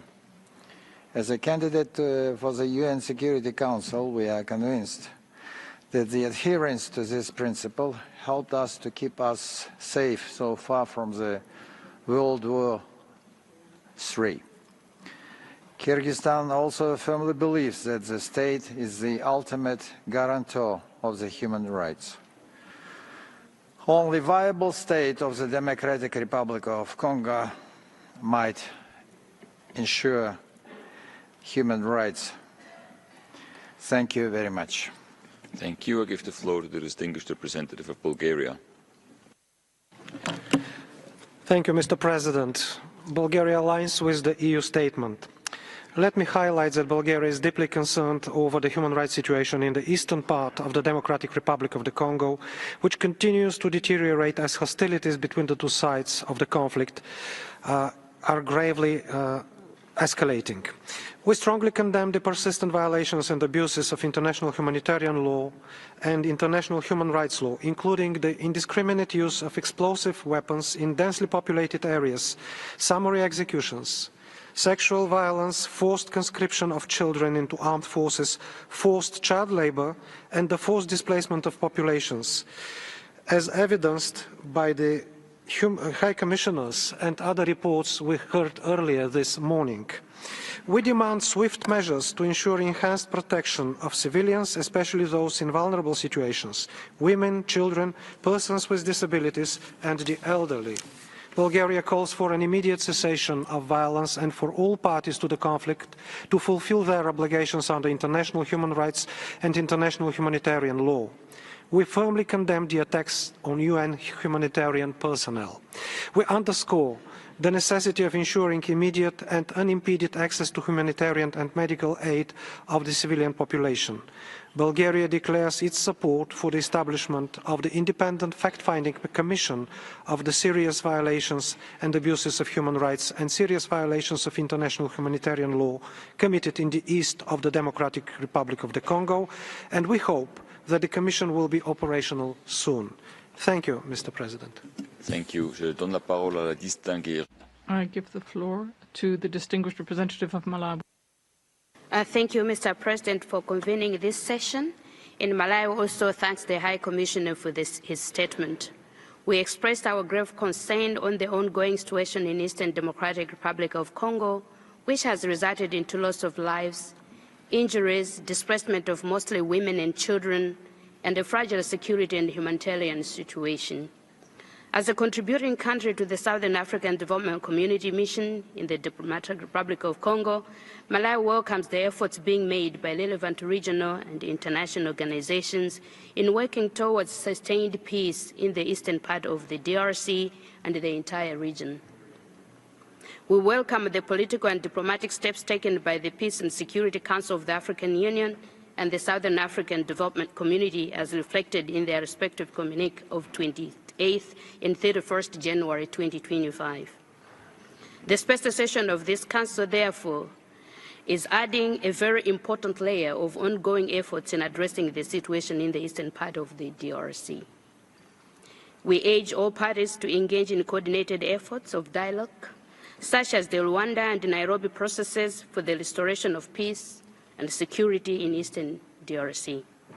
We condemn the violence and reaffirm our solidarity with the people of the DRC in their pursuit of safeguarding their independence, sovereignty, and territorial integrity, as well as sustainable peace, security, and development. We extend our condolences to the DRC for their lives lost, and to South Africa and Tanzania, who alongside Malawi have lost soldiers in this violence.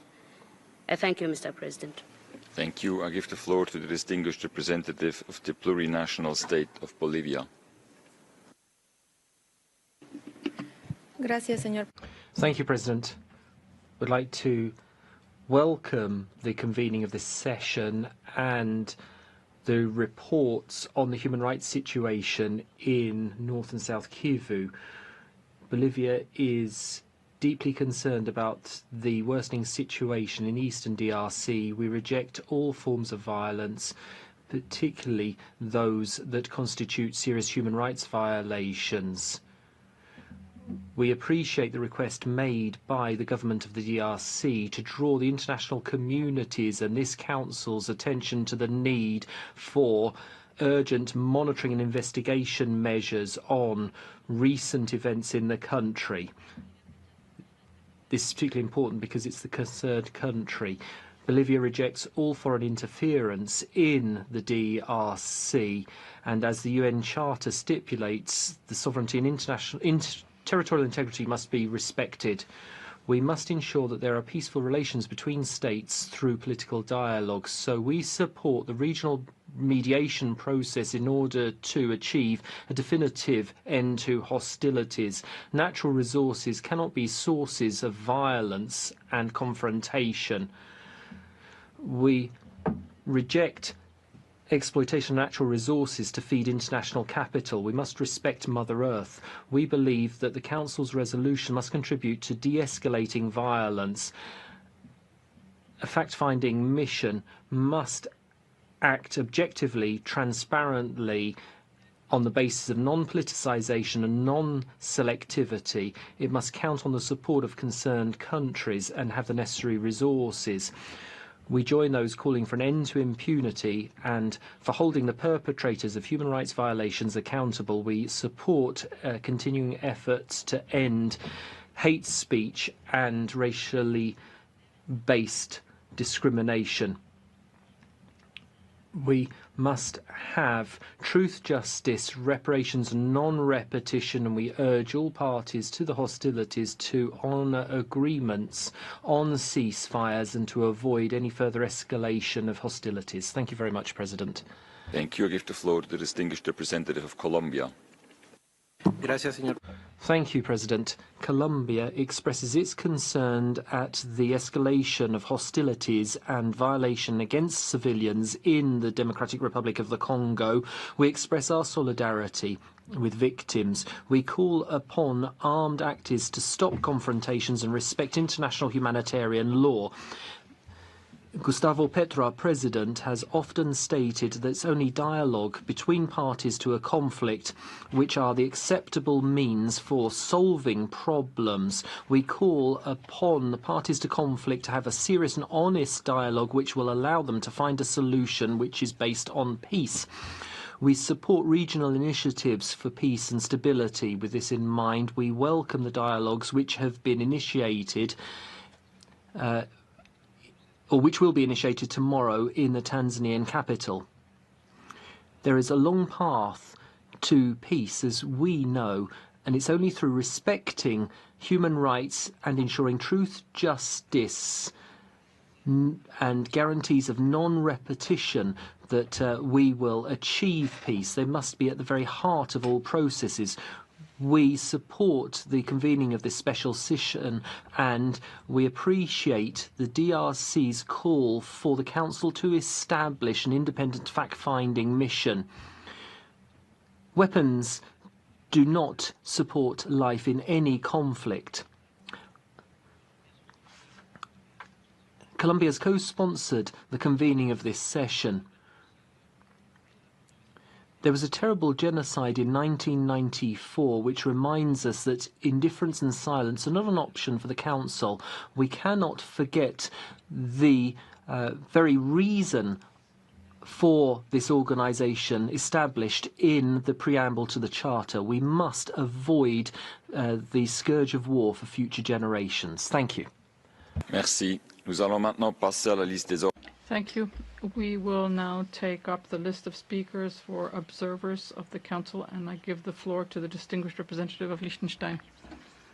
Liechtenstein is deeply concerned about the recent escalation in violence in the eastern part of the Democratic Republic of the Congo, resulting in summary executions, forced conscription and labor, as well as a large amount of cases of conflict-related sexual violence. My delegation supports the High Commissioner's call for an end to violence and for all parties to uphold their obligations under international human rights and international humanitarian law. We stress the need for independent investigations into the violations in view of ensuring comprehensive accountability. While Liechtenstein supports the creation of an investigative mandate by the Human Rights Council to investigate acts of violations and international crimes committed in the eastern part of the Democratic Republic of the Congo, it is also important that the newly established mandate cooperates in a complementary manner with the already existing mandate of the team of international experts and the OHCHR. More precision in the mandate on several aspects would have been welcome. Furthermore, we would like to stress the importance of the cooperation with the ongoing investigation of the International Criminal Court that, after a referral by the country concerned, equally focuses on the eastern part of the Democratic Republic of the Congo. I thank you, Mr. President. Merci. Thank you. I give the floor to the distinguished representative of Luxembourg. Thank you, Mr. President. Luxembourg aligns itself with the statement of the European Union. We thank the High Commissioner, the Special Representative of the Secretary General, and the Chair of the Coordination Committee of the Special Procedures. Human rights in the east of the DRC are in a deep crisis.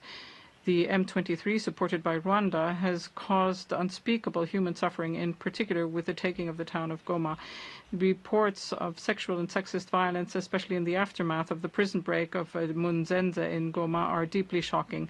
Hundreds of thousands of persons are displaced at the very moment where the international humanitarian system is undergoing a deep funding crisis. It is essential to shed light on the human rights and international humanitarian law violations and abuses over the past months and years, but also on the deep root causes of conflicts which have prevented the Congolese from living in peace, in particular corruption and poor governance. Finally, human rights defenders in the DRC must be protected in order to carry out their crucial work in safety.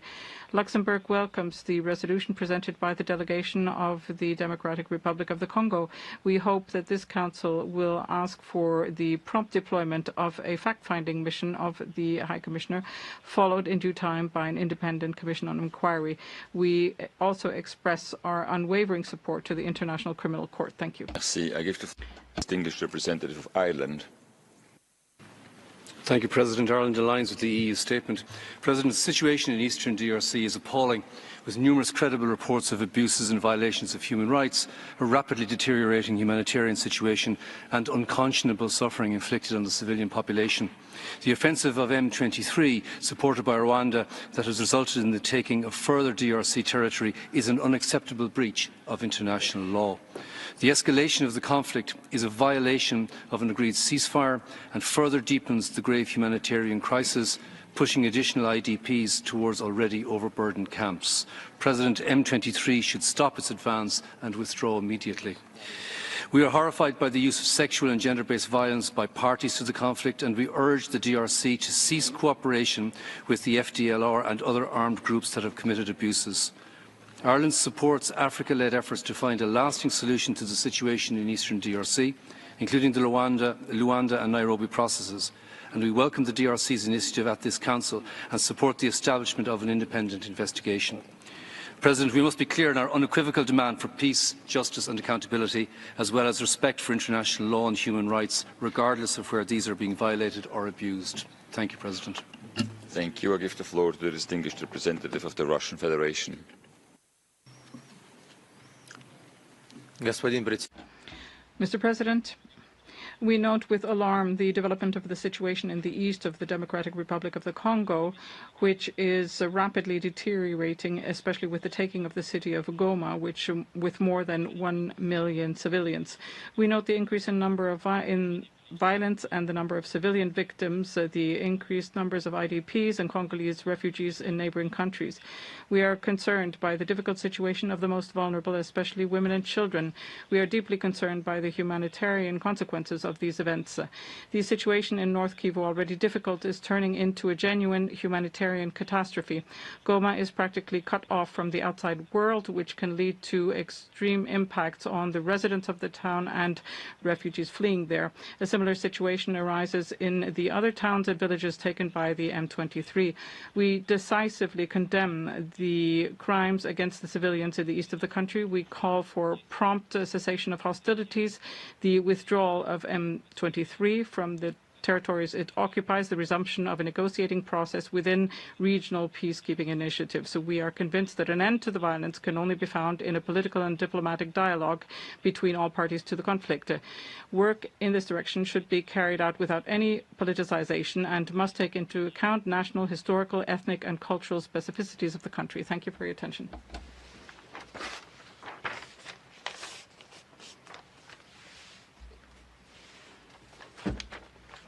Coming up. Exciting. Egypt. Oh, you're on again, right? Yeah. Oh, they're going over, aren't they?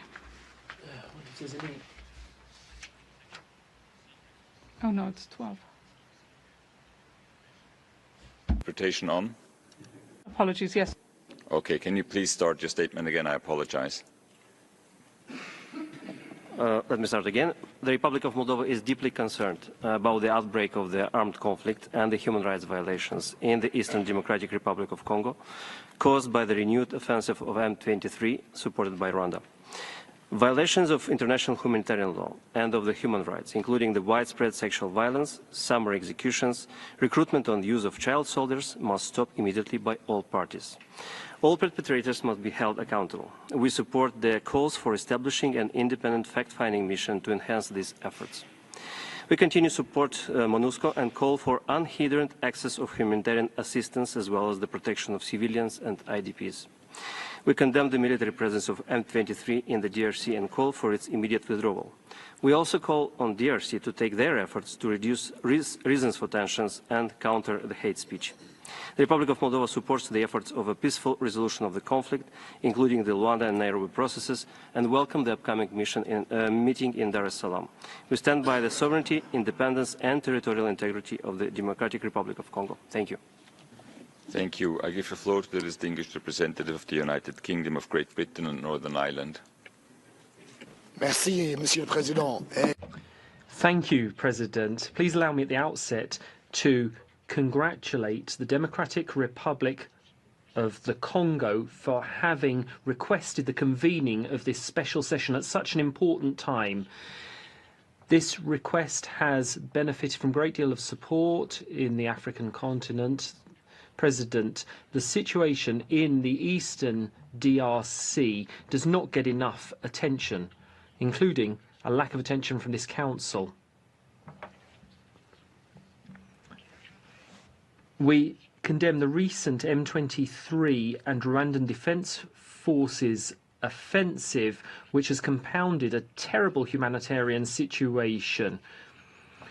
We call for unfettered humanitarian access to be guaranteed to enable vital aid to reach those who need it. In particular, the United Kingdom calls upon the M23 in Rwanda to reopen Goma airport as quickly as possible. The extent of sexual and gender-based violence in the DRC is appalling. We're horrified by reports of brutal rapes and murders of hundreds of women in Muzenze prison in Goma. We must react firmly and collectively to ensure an in-depth investigation to ensure that impunity ends. With this in mind, the United Kingdom is convinced we must use all the necessary mechanisms at the Council's disposal. Thank you. I call upon the distinguished representative of Egypt.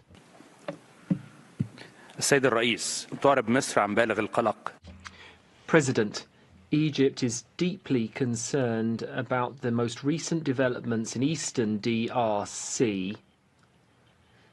They have caused a large number of deaths and injuries amongst civilians and peacekeepers. Egypt extends its condolences to the DRC and MONUSCO. We condemn all acts of violence which only undermine peace and stability in the east of the country.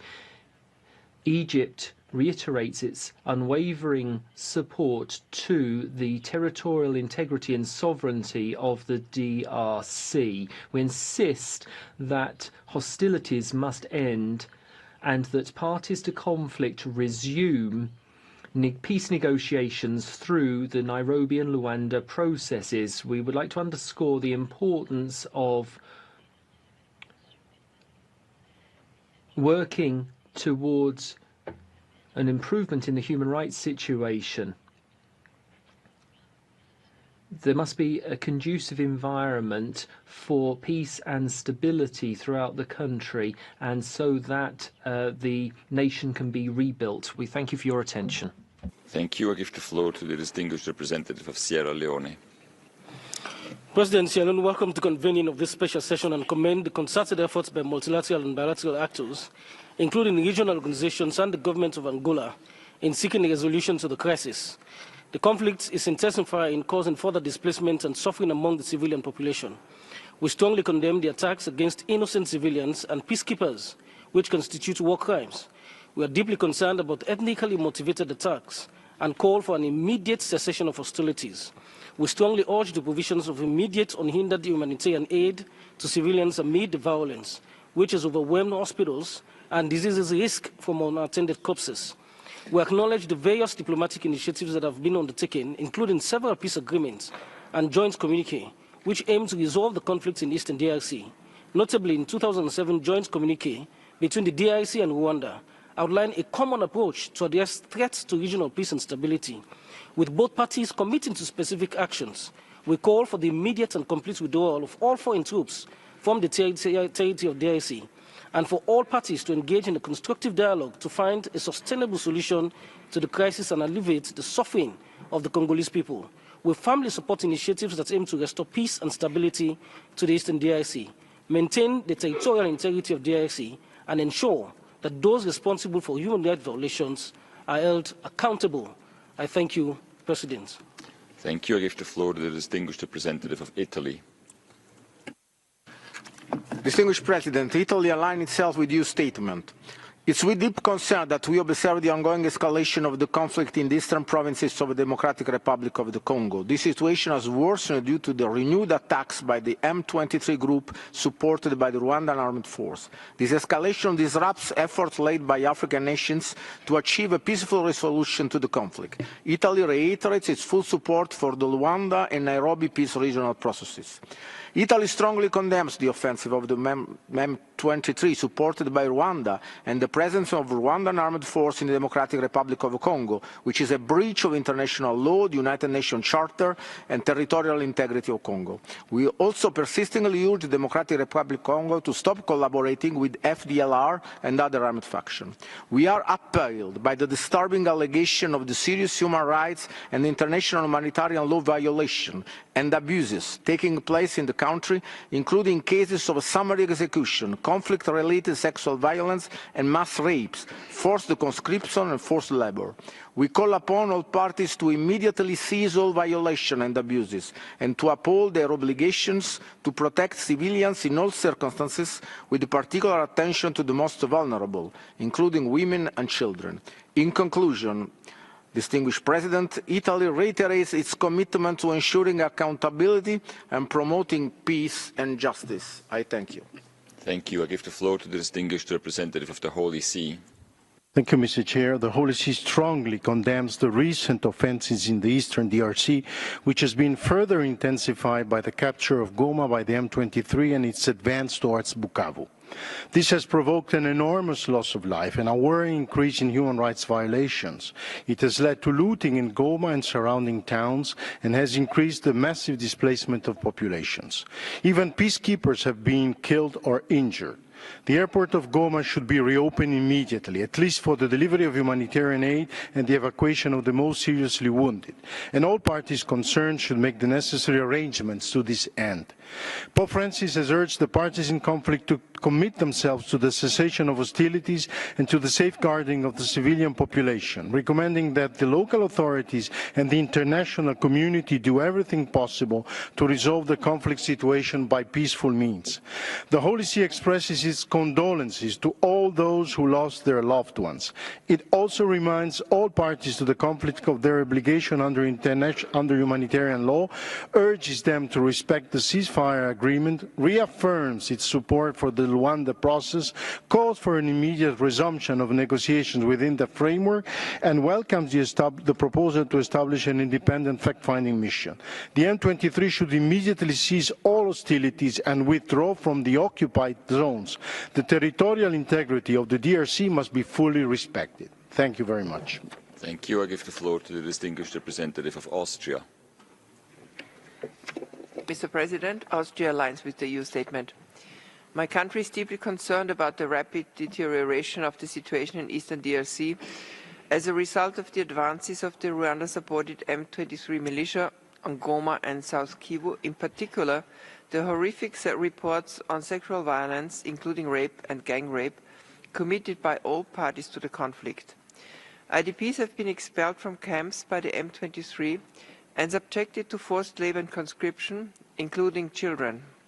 Attacks on civilian infrastructure further exacerbate the suffering of the civilian population. We call on all parties to the conflict, in particular the armed forces of Rwanda and the DRC, as well as the M23, the FDLR and all other militias involved, to comply with the obligations under international humanitarian law and human rights law. We strongly urge the M23 to halt the advance and withdraw immediately, and Rwanda to cease its support for the M23 and withdraw. We furthermore urge the DRC to cease cooperation with the FDLR and other armed groups. The people of Eastern DRC need a sustainable ceasefire and a return to the negotiating table to allow access for crucial humanitarian aid and to enable the work towards accountability. In this context, Austria welcomes the call for an independent fact-finding mission to hold all perpetrators accountable. I thank you. Thank you. I give the floor to the distinguished representative of Ukraine. Thank you, Mr. President. Ukraine is deeply concerned about the developments in the Democratic Republic of the Congo in the wake of escalation of hostilities in the eastern part of the country. We strongly condemn the violation of the territorial integrity and sovereignty of the DRC and the seizure of settlements in North Kivu province by Rwandan-backed rebel group M23. We consider unacceptable the spread of threats to the further seizure other cities and territories of the DRC, which is a gross violation of the norms and principles of international law and the UN Charter. We denounce the continued and widespread human rights violation and the breaches of international humanitarian law, including mass killing, conflict-related sexual violence, and targeted attacks on civilian population. We condemn the attacks against UN personnel and humanitarian workers, which constitute war crimes, and urge all relevant authorities to investigate and prosecute those responsible. We call upon the parties to find ways to cease hostilities and resolve the armed conflict, which has led to irreparable human losses for the Congolese people and the destruction of civilian infrastructure in the DRC. We support all relevant mediation efforts in this regard, particularly within the framework of the Rwanda process. Ukraine underlines the importance of the Council's proper response to the evolving human rights situation in the DRC. The Council action is needed to put an end to the suffering of the Congolese people. It's our common responsibility to act decisively and uphold the values of... I call the distinguished delegate of Cameroon. Thank you, Mr. President. Mr. President, Cameroon is deeply concerned by the escalating violence in the east of the Democratic Republic of the Congo. My country is scarred by the unspeakable suffering of the people of Goma and the increased tensions in the region. This situation reminds us of the dark moments of a period not so far back in history, which marked the entire world by its tragedy. My country calls for an immediate ceasefire and a peaceful settlement of the crisis and invites belligerents to create the proper conditions to ensure that humanitarian assistance can be deployed to alleviate the suffering and the distress of a helpless population.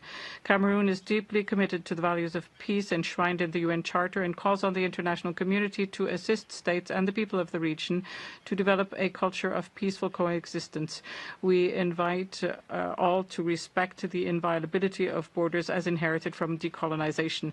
Cameroon welcomes the initiatives underway, both regional and international, to provide a lasting solution to into this crisis, which is fundamentally unworthy of our era and which undermines the spirit and the very foundation of humanism. My country believes that the resolution, which should be the outcome of this special session of the Human Rights Council, should send a message not only to foster peace and diminish hatred, but also a warning to the architects of violence of any kind. Thank you. The floor to the distinguished representative of Uruguay.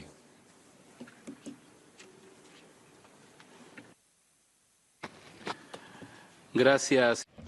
Thank you, President.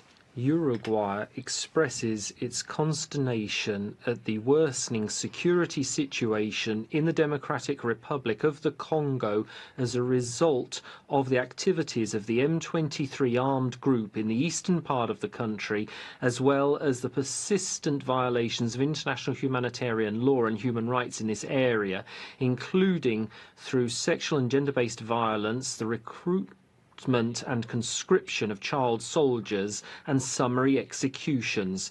We vehemently condemn recent attacks by the M23 armed groups against UN personnel, causing the death of MONUSCO peacekeepers, including the Uruguayan soldier Rodolfo Alvarez, as well as injuries suffered by 4 members of the Uruguayan contingent. These actions could constitute war crimes. We make a call for efforts to be stepped up to achieve an immediate ceasefire and for negotiations to be resumed through the Luanda and Nairobi processes. We urge all states in the region to refrain from any action which could compound the situation and that they cooperate to achieving a lasting political solution. Uruguay reiterates its commitment to peace in the Democratic Republic of the Congo and reiterates its support to MONUSCO at this critical time. Thank you. Thank you. I give the floor to the distinguished representative of Uganda. Thank you, Mr. President. Uganda is deeply concerned by the current developments in the eastern part of the DRC. As one of the close neighbors to DRC, we have witnessed firsthand on the front line the devastating conflict that continues to cause loss of life, destruction of property, displacement of thousands of people that not only affects the region but exacerbates the refugee crisis in our country. And therefore, Uganda would like to underline the following. 1, urgent need for an immediate ceasefire to avert any further devastation and revert to dialogue. 2, call upon all parties to the conflict to pave way for unhindered access for humanitarian support to the civilians in the eastern part of the DRC. And 3, call on the international community to support the regional efforts being led by the East African community and SADC to find a lasting solution to the conflict. Uganda is committed to continue working bilaterally with the DRC and through the existing regional frameworks to support efforts to restore peace and stability. And we call upon the international community and this Council to do the same. Thank you, Mr. President. Thank you. Je donne la parole au I call on the distinguished delegate of Canada. Merci, Monsieur le Président. Thank you, President. Canada is seriously worried about the escalating violence in the eastern RDC following the occupation of Goma by the M23, which is supported by the Rwanda Defense Forces. We denounce widespread atrocities in the eastern DRC, including illegal attacks on civilians, displaced persons, and humanitarian actors, as well as massacres and abductions. We're worried about reports of conflict-related sexual violence against women and girls. These acts are heinous and are a violation of obligations under international law. Canada calls for an immediate halt to illegal attacks on civilians and civilian property, and we support the establishment of an independent fact-finding mission to hold the perpetrators for these violations accountable. We call attention to the fact that deliberate attacks on peacekeeping personnel are tantamount to war crimes. Canada calls on the M23 to halt its operations and Rwanda to withdraw its support and its presence from the country. We support humanitarian personnel's efforts and we call for the territorial integrity of the RDC to be respected and for a constructive dialogue to be held between the DRC and Rwanda. Thank you. I call upon the distinguished representative of Australia. Thank you, President. Australia welcomes this special session of the Council at such a crucial time for the people of the Democratic Republic of the Congo. We are gravely concerned about the recent escalation of violence in the DRC, the devastating consequences for human rights, including the disproportionate impact on all women and children, and the potentially catastrophic implications for regional peace and security. We call for an immediate de-escalation, respect for the DRC's territorial integrity, and the withdrawal of Rwandan troops supporting the armed group M23's offensive on Goma. We are also deeply concerned by reports and documented cases of conflict-related sexual and gender-based violence and of the failure to protect humanitarian personnel. We support the calls in the resolution presented to this Council for the establishment of a mandate to investigate the facts and circumstances of these and all alleged violations and abuses of human rights and violations of international humanitarian law in North and South Kivu. We support efforts to ensure accountability is established. Parties to the conflict must uphold their obligations under international law, ensuring the protection of civilians, including humanitarian personnel, and safe, rapid and unhindered access to vital aid. The situation is complex, and Australia welcomes the announcement of a joint Southern African Development Community and East African Community Summit on 7-8 February to bring together all parties and seek a negotiated way forward. Australia continues to encourage African-led solutions to the conflict and the promotion of sustainable peace through regional initiatives. I thank you. Thank you. I give the floor to the distinguished representative of Paraguay. Muchas gracias. Thank you very much, President. Paraguay is very concerned about the alarming situation faced by Congolese civilians as a result of escalating violence in the provinces of North and South Kivu. There are persistent violations of international humanitarian and human rights law. Civilians are the prime target once again of this kind of conflict, particularly women and girls. They're bearing the brunt of the attacks whilst humanitarian aid is dangerously limited.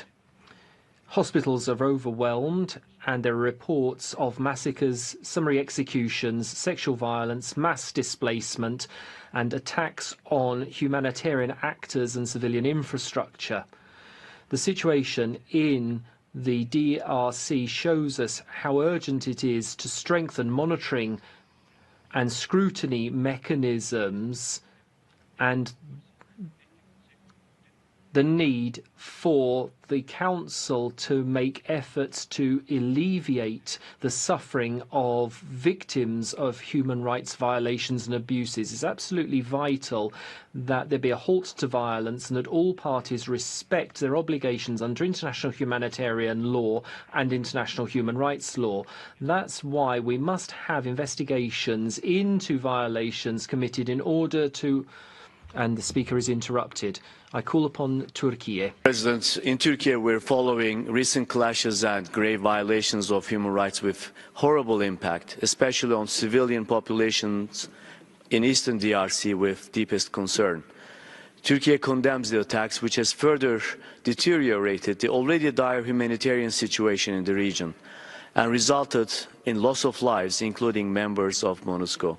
We reaffirm our commitment to the independence, unity and territorial integrity of the DRC.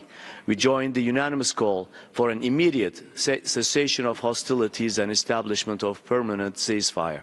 We urge all parties to return to dialogue. It is important to see that sustainable solution to the problem can only be found through peaceful means and inclusive dialogue among all parties concerned. In this regard, we reiterate our commitment to the principle of African solutions to African problems and express our full support to the Luanda process between Rwanda and DRC. We acknowledge the progress made under the Luanda process, the gains of which need to be preserved. It would also be essential to revive the Nairobi process led by the East African community. Mr. President, African ownership is essential. We trust that East African Community and South African Development Community joint summit meeting, which is being held in Jerusalem today and tomorrow, would contribute to easing of the tension and provide a common ground for further deliberations and sustainable peace. Thank you. I give the floor to the distinguished representative of Guatemala.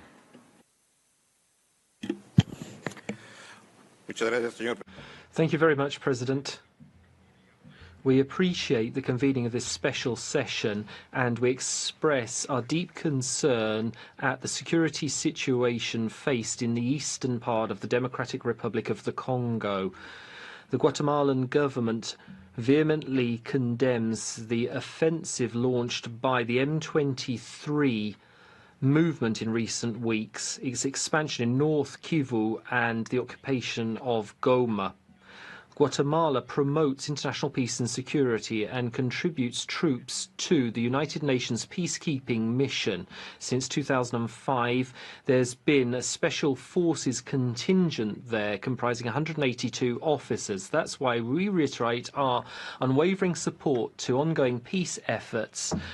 The Luanda and Nairobi processes aimed at reducing tension in the DRC. We deplore the deaths of peacekeepers, which could constitute a war crime, and we pray for the swift recovery of the injured, including 2 Guatemalan officers. The human rights situation in the eastern DRC is alarming. We make an appeal for access to humanitarian assistance, basic health services, food and protection to be guaranteed, particularly for women and children. In addition, there's sexual and gender-based violence, which is of great concern. Representative of Zambia.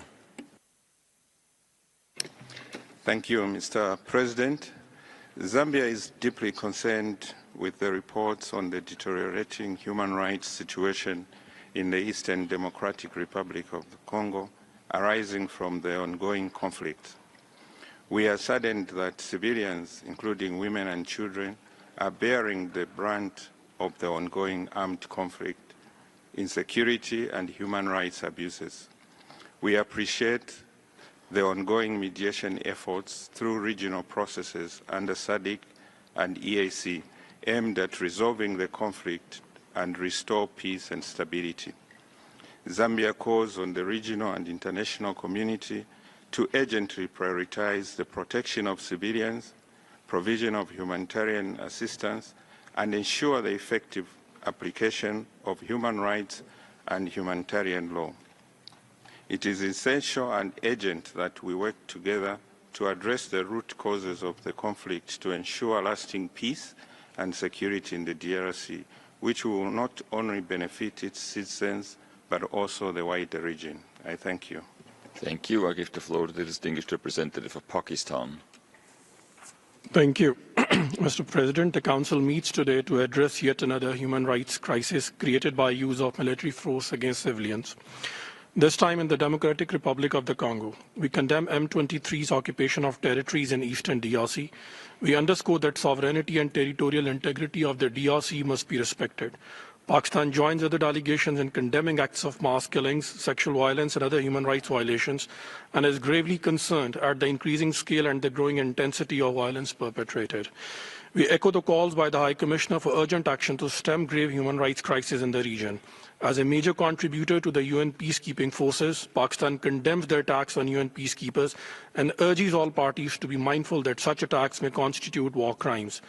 In order to stem human rights violations and move forward towards durable peace, we call for 1. Resolute condemnation of violence against civilians, forced displacement and illegal occupation of territory, 2. Uninterrupted access to human rights organizations to the affected areas, 3. Recognition that there is no military solution to this conflict, and 4. As SADC and EAC summit meetings are being held today, we hope that international and regional diplomatic efforts, including the Luanda process and the Nairobi process, pick momentum. Finally, we hope that the Council will respond to this crisis while acting within its mandate and with consensus. I thank you. Thank you. I give the floor to the distinguished representative of India. Thank you, Mr. President. We are deeply concerned about the deteriorating security and humanitarian situation in Eastern Democratic Republic of Congo, which has serious implications for peace and security in that region. India strongly condemns the violation of the territorial integrity and sovereignty of the DRC and the acts of violence that continue to undermine peace and stability in the region and violate human rights. India firmly supports regional diplomatic initiatives such as the Luanda process and the Nairobi process, which could play a crucial role in fostering dialogue, de-escalating tensions, and promoting a peaceful resolution to the conflict. India has been contributing to the peacekeeping efforts in the region. We have around 1,200 UN peacekeepers serving in the Eastern DRC. A significant number of Indian nationals currently live in the region, and they are now facing displacement and increased risk of violence. We remain deeply concerned about their well-being and reiterate our call for the immediate cessation of hostilities. I thank you. Thank you. I give the floor to the distinguished representative of Mauritania. Thank you, Mr. President. The Islamic Republic of Mauritania expresses its deep concern in the light of the deterioration of the humanitarian situation and the security situation in Goma, in the east of the DRC. This alarming evolution is a direct threat against the fundamental rights of civilians and is exacerbating their humanitarian suffering in a context marked by persistent violence and insecurity. We reaffirm our unwavering support to the unity and territorial integrity of the Democratic Republic of the Congo and call on all parties to uphold international humanitarian law and protect the rights of civilians, in particular women and children. We urge the Human Rights Council and the international community to take urgent measures to guarantee the protection of civilians and ensure unimpeded access to humanitarian aid. We reiterate our firm commitment to the fundamental principles of human rights, and we welcome efforts of the Human Rights Council to fight violations and promote accountability. We urge all to work for peace and security in the region. Thank you. I give the floor to the distinguished representative of Angola. Thank you, Mr. President. Angola welcomes Minister Patrice and his delegation and expresses deep concern about human rights situation in the east of DRC with the escalation of the conflict, including the seizure of the city of Goma. While condemning the latest actions carried out by the M23 group, Angola would like to call the Council's attention to the consequences at all levels of this situation in the Great Lakes region. The military actions of the M23 constitute a flagrant and unacceptable violation of ceasefire that has been in place since August 4, 2024, as well as constituting a severe violation to the territorial integrity of the DRC. We recall all the efforts and progress achieved within the scope of the Luanda process, which defined the peaceful resolution of the conflict as the only way out of the crisis through a peace agreement between the parties to the conflict.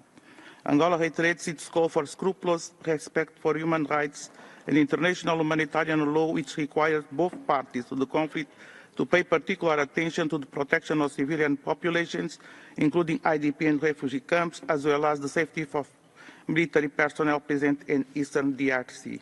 Angola reaffirms President Lourenço's firm commitment to continue to play its role as EU mediator between the DRC and Rwanda, as well as welcomes all the diplomatic efforts currently underway to achieve security and peace, including the joint SADC EAC summit and others to follow. I thank you, Mr. President. Thank you. I give the floor to the distinguished representative of Malta. Thank you, Mr. President. Malta aligns itself with the statement by the European Union. The situation in the eastern regions of the Democratic Republic of the Congo is one of serious concern. As the High Commissioner warned on 28 January, as violence and urban conflict escalate within Goma, civilians face grave risks. These actions only serve to exacerbate an already dire situation which civilians are facing on a daily basis. Credible reports of rampant sexual and gender-based violence perpetrated in Goma and South Kivu are condemnable, and we call for these actions to immediately stop and for those responsible to be brought to justice. We also recall the UN Special Representative of the Secretary General for Children and Armed Conflict, Madam Gamba, issued a statement on 31st January highlighting the risk that children are facing in North Kivu and South Kivu, who are threatened with the risk of facing all 6 grave violations against children. We urge an end to violence and an urgent return to diplomatic engagement by all parties to ensure a long-lasting solution to this grave situation which threatens wider destabilization in the region. I thank you. Thank you. I give the floor to the distinguished representative of Peru. Thank you very much, President. Peru would like to express its deep concern, echoing the High Commissioner and the Special Representative of the Secretary General at the escalation of violence in the Democratic Republic of the Congo. We're particularly concerned about the humanitarian crisis in Goma. This has entailed serious violations of human rights and obligations under international humanitarian law. We deplore the civilians' suffering in line with its commitment to a lasting political solution to the conflict in the region. Peru has been participating in MONUSCO since 2024. As a contributor to the mission, Peru expresses its deep condolences for the families of peacekeepers who lost their lives in the course of duty. Peru reiterates its steadfast commitment to peace in the Democratic Republic of the Congo and its determination to continue working in MONUSCO. We express our confidence in multilateralism and collective efforts to protect civilians in the country. Thank you very much. Thank you. I give the floor to the distinguished representative of Zimbabwe. Thank you, Mr. President. Zimbabwe is deeply concerned about the dire situation in the eastern part of the DRC. We condemn all acts of human rights violations as well as breaches of international humanitarian law by the armed groups involved in the conflict, including the killing of civilians and peacekeeping forces of the SADC mission and MONUSCO in the DRC. These acts of violence have a devastating impact on the lives of civilians who have been affected by conflict for decades. The current armed conflict worsens the security and humanitarian situation. We are concerned by the interruption of essential services and call for the restoration of water, electricity, means of communication, supply of food and other essential commodities. Zimbabwe supports the diplomatic efforts towards peaceful resolution in the context of the SADC summit held in Harare on the 31st of January 2025 and the joint SADC EAC summit due to be held today and tomorrow in Tanzania. We call on the international community to support the peace efforts and respond to humanitarian assistance for the civilian population in eastern DRC. I thank you, Mr. President. Thank you. I give the floor to the distinguished representative of Timor-Leste. Thank you, Mr. President. Timor-Leste welcomes the holding of this special session on ongoing human rights situation in the Democratic Republic of the Congo. At the outset, my delegation would like to express its sincere condolences and solidarity to all victims of the conflict and to their families. We are deeply concerned with the recent bombardments and bloodshed surrounding Goma, which has led to death of at least 3,000 civilians with 1,000 more injured and in displaced recent weeks. We are further concerned about reports of conflict-related sexual violence committed against women and girls in the region, and we call on all parties to take urgent action to prevent sexual violence and improve care for the survivors. Moreover, my delegation calls on all parties to the conflict to respect international humanitarian and human rights law and to bring an end to the violence.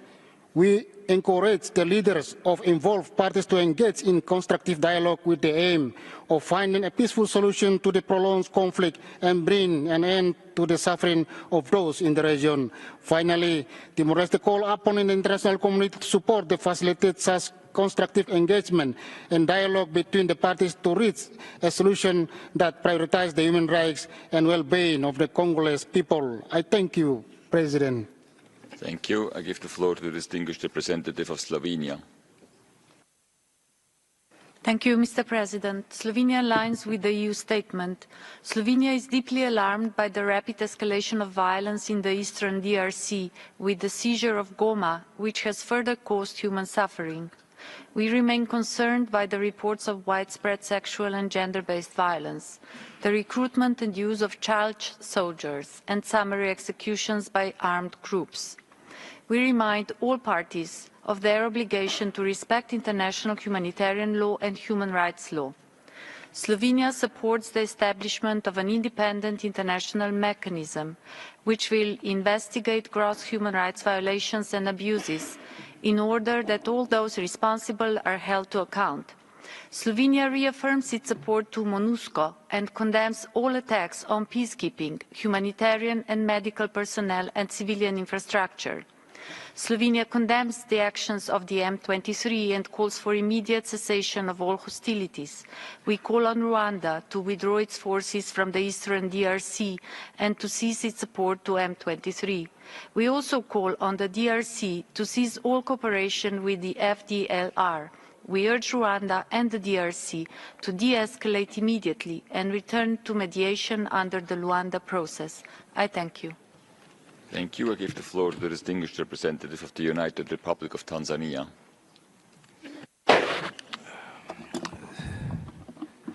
Thank you, Mr. President. The United Republic of Tanzania welcomes the holding of this special session. It is unfortunate that the recent conflict in the east of the Democratic Republic of the Congo has not only led to the killing of innocent civilians and destruction of infrastructure, but also worsened the security and humanitarian situation. It is important to respect international law and, for purposes of this session, human rights and international humanitarian law. We express our condolences for the innocent lives lost and wish the injured a speedy recovery. In this regard, we urge for the immediate restoration of humanitarian services to people and communities affected by the conflict. As the United Republic of Tanzania hosts the joint summit of East Africa Community and SADC on the situation in the Democratic Republic of the Congo, we further commend all regional and international efforts for peace and call upon the international community to continue supporting diplomatic efforts to end the conflict in the east of DRC through peaceful means, and for the concerned parties to engage in dialogue aimed at finding the lasting peace in the country. I thank you. Thank you. I give the floor to the distinguished representative of South Sudan. Mr. President, South Sudan has been closely following the unfortunate events taking place in the east of DRC as a neighboring country of which we share common borders and ethnic groups. We firmly believe that the best way to resolve this ongoing conflict is through peaceful dialogue. Based on this steadfast position, my President, His Excellency Salva Kiir Mayardit, led a mediation during his tenure as a chairperson of the East African Community. We fully support the ongoing collective efforts by the leaders of South African Development Community and East African Community to address this conflict with the aim to reach peaceful settlement. These efforts are in line with the objective of finding African solutions for African problems, as well as with the agenda to silence the guns by 2030. South Sudan calls on the international community and partners to support these joint efforts and to deliver humanitarian assistance to those affected by the crisis. I thank you, Mr. President. Thank you. Nous allons maintenant passer à la liste des... We will now proceed to the list of speakers for non-governmental organizations, and I give the floor to Human Rights Watch. Merci, Monsieur le Président. Thank you, President. Since the reemergence of the armed group M23 at the end of 2021, supported by Rwanda, hundreds of thousands have fled the east of the country, and there have been abuses by all parties. 2 million had taken refuge in Goma, where camps are now destroyed. The extent of the abuse is alarming. The UN states that at least 3,000 were killed in Goma in just a few days. Our sources in Goma speak of extreme need for medical care, of summary executions, and sexual and gender-based violence. The humanitarians have been targeted by both parties. We express our solidarity with the Congolese civil society, which demands robust and independent documentation of crimes committed with a view to putting an end to the cycles of abuse and impunity which perpetuate violence since decades in the Congo. This crisis is extremely severe and requires the closest attention of all actors in the international system and regional actors. We call on all members to support the creation of this important mandate and to ensure that there's a proper fight against impunity, to ensure the rights of victims and the survivors to justice and reparations. We call for the establishment of an urgent creation of such a mandate without delay. Thank you. Federation for Human Rights Leagues. La FIDH et ses partenaires de la société.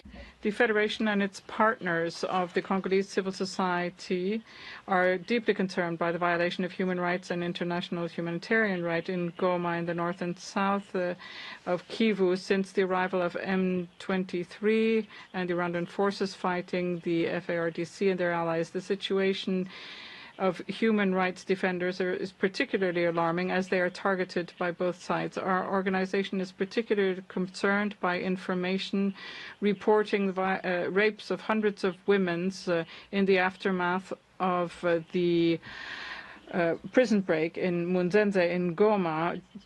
When the M23 entered town, these women subsequently died in a fire. The situation of armed conflict has lasted for 30 years. Impunity and the lack of truth, justice, and reparations for crimes that the populations of this region were subjected to feed into cycles of armed conflict. The international community must act quickly and robustly. Our organizations demand the establishment of an independent mechanism of inquiry to cover all crimes committed by all parties in conflict in the east of the DRC since the resurgence of the M23 end of 2021. The crisis demands the closest attention and complementary action by all actors in the international and regional humanitarian protection systems. To World Organization Against Torture. Monsieur le Président, Mr. President, the OMCT and the members of the network SOS Torture would like to draw your attention to the attacks against human rights defenders in the east of the DRC. Since the beginning of the war, the clashes between M23, supported by the Rwandan army, and the regular army of the DRC have brought Goma, Minova, and Saka and other areas into humanitarian catastrophe. At least 3,000 were killed and thousands of others were injured in less than 2 weeks. Human rights defenders are prevented from accessing victims and supporting them. We are receiving multiple testimonies relating extrajudiciary executions, attacks, and intimidation against human rights defenders and their families in reprisal for their work in documenting and denouncing human rights violations and violations of humanitarian international law perpetrated since the beginning of this conflict. We call on the Council to adopt a resolution establishing an mechanism for international inquiry, cooperating with human rights defenders to collect, verify, and ensure the safety of information and evidence. The OMCT calls on states to do everything to guarantee the physical integrity of human rights defenders and members of their family. And finally, we call on stakeholders to guarantee the full participation of human rights defenders in negotiations for a lasting peace. Thank you for your attention. Thank you. I give the floor to the Rencontre Africaine for the Defense of Human Rights. Monsieur le Président. Mr. President, in limine litis, Rada would like to congratulate you on your brilliant election to the presidency of the Council. Our organization has witnessed the immense contribution of Switzerland to strengthening international cooperation in the area of human rights, and we are pleased at this. Nevertheless, we are concerned at the situation in the east of the DRC, which has been subjected to an armed conflict since the 22nd of January, opposing the M23, supported by Rwanda, to the Congolese armed forces in the province of North Kivu. We deplore the escalating violence marked by the deterioration of the humanitarian situation, the rise in verbal hatred, as well as the disruption of diplomatic relations between the countries. Given this situation, Rwanda condemns the offensive of M23 and denounces attacks against Moscow personnel and the looting of their sites. Given the gravity of the crisis, we require the establishment of humanitarian corridors between Goma, Minova, and Bukavu to provide essential foodstuffs, rotate humanitarian personnel, and provide for the secure movements of civilians. We call on all parties to engage in an immediate ceasefire. Rwanda must withdraw its troops from the DRC, and the DRC must stop its support to the FDLR. To conclude, the regionalization of conflict is a danger. We invite all parties to take part in a summit to seek peace in the Great Lakes region. The Faith International. Monsieur le Président, Mr. President, Interfaith International expresses its deep concern given the systematic deterioration of the human rights situation in the east of the DRC since the taking of Goma by the M23 and the Rwandan Defense Forces. Indeed, we are concerned at the increased cases of ethnic and racial violence in this conflict, which may turn this into a regional conflict if nothing is done. It is imperative that all parties put an end to hostilities and engage in political dialogue which is constructive in order to alleviate the plight of civilians. Given the tragic humanitarian situation, we call for revitalization of the Luanda process towards an immediate ceasefire. It is time for this session to adopt a firm decision to bring together all the necessary tools to ensure that there is accountability for destabilization in the DRC. And to conclude, we reiterate our support to MONUSCO, in particular in their work to protect civilians. To conclude, we reaffirm our commitment to the preservation of the territorial integrity of the DRC. Thank you. Thank you. I give the floor to the Center for International Trade. Thank you, Mr. President. CICID welcomes the holding of the special session on the DRC. We demand that human rights violations perpetrated in the east of the DRC cease immediately. These violations result from the Rwandan actions of the Rwandan armed forces and their accomplices of the M23, which have led to systematic pillaging and of the resources of multinational enterprises. An effort must be made to ensure the traceability of commodities from the region and that there be an embargo on the arms trafficking. Sanctions should be handed down against the military officers responsible for these crimes, and there should be full accountability to ensure that justice reigns throughout the nation, upholding the rule of law and a fair due process. We call for an immediate ceasefire to ensure that the Council can undertake investigations to prosecute the main perpetrators of crime and sexual violence perpetrated since the beginning of this crisis. CICID reiterates its commitment to the Rwanda process and to the territorial integrity of the DRC. Thank you. I give the floor to Amnesty International. Mr. President, Amnesty International welcomes the holding of this special session. All parties to the conflict in the east of the DRC, including the Rwandan-backed M23 fighters, the Rwandan and Congolese armies, and their allies, must prioritize the protection of civilians in the aftermath of the recent fighting in Goma. Civilians face a grave risk of human rights violations amidst this latest escalation. Over this past year, both sides have ramped up their use of explosive weapons in densely populated areas with devastating consequences for civilians. This must cease. Thousands of Congolese civilians are once again fleeing for their lives in desperate need of safety and humanitarian aid. Amnesty International calls on all parties to the conflict to prioritize the protection of civilians amidst this devastating violence. The M23, backed by Rwanda, must comply with international humanitarian law. They must ensure the safety of civilians, including human rights defenders and journalists, including those critical of Rwanda and the M23. They must also guarantee safe passage for fleeing civilians and allow and facilitate humanitarian access.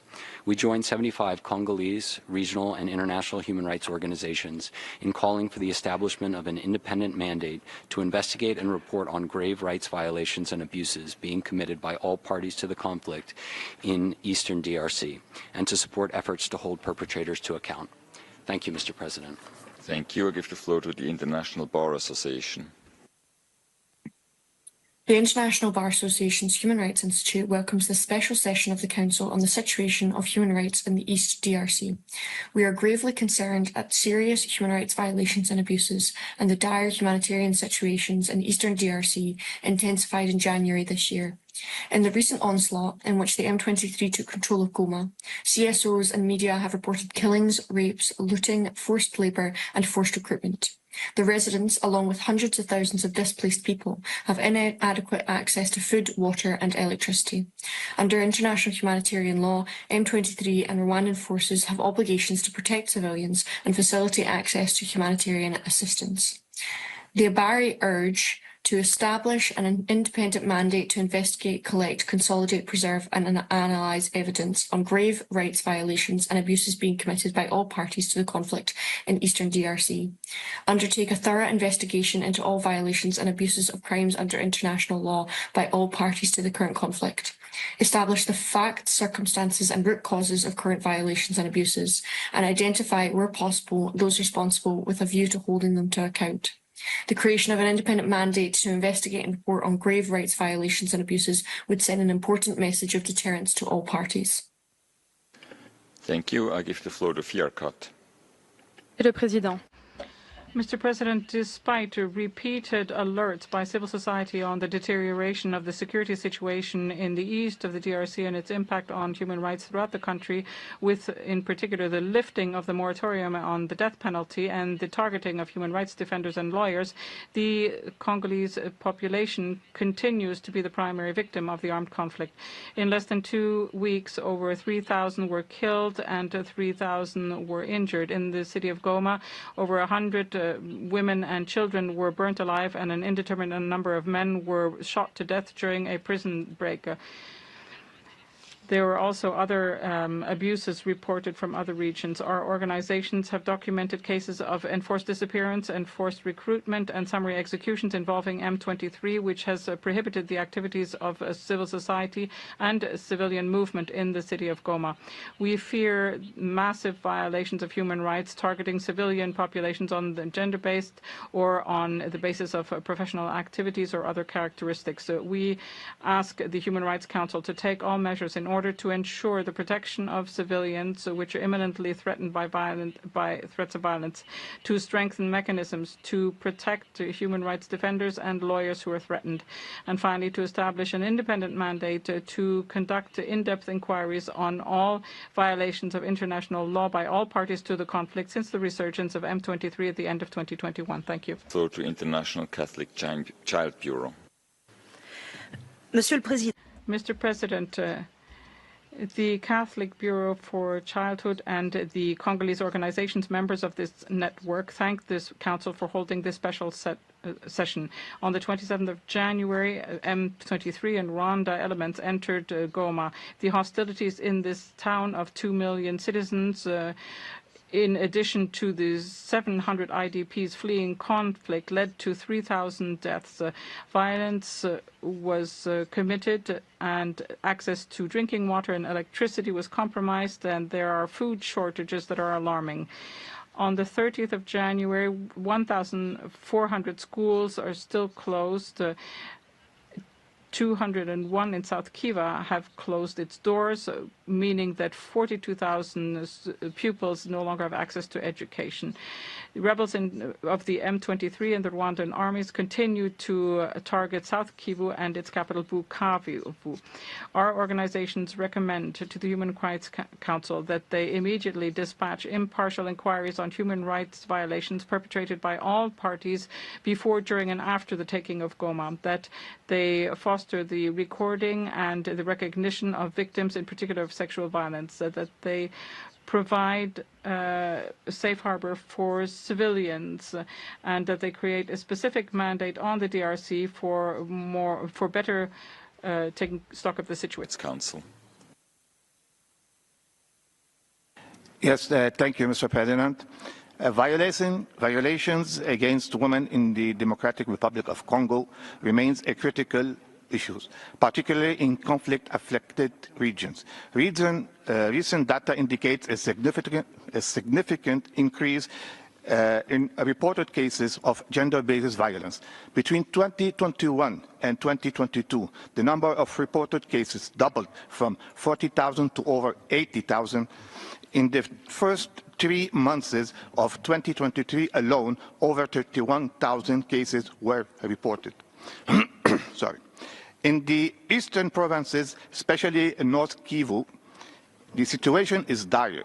A survey conducted by U.N.HRC in April 2024 revealed that 1 in 10 women aged between 20 to 24 had experienced sexual violence in the preceding 5 months.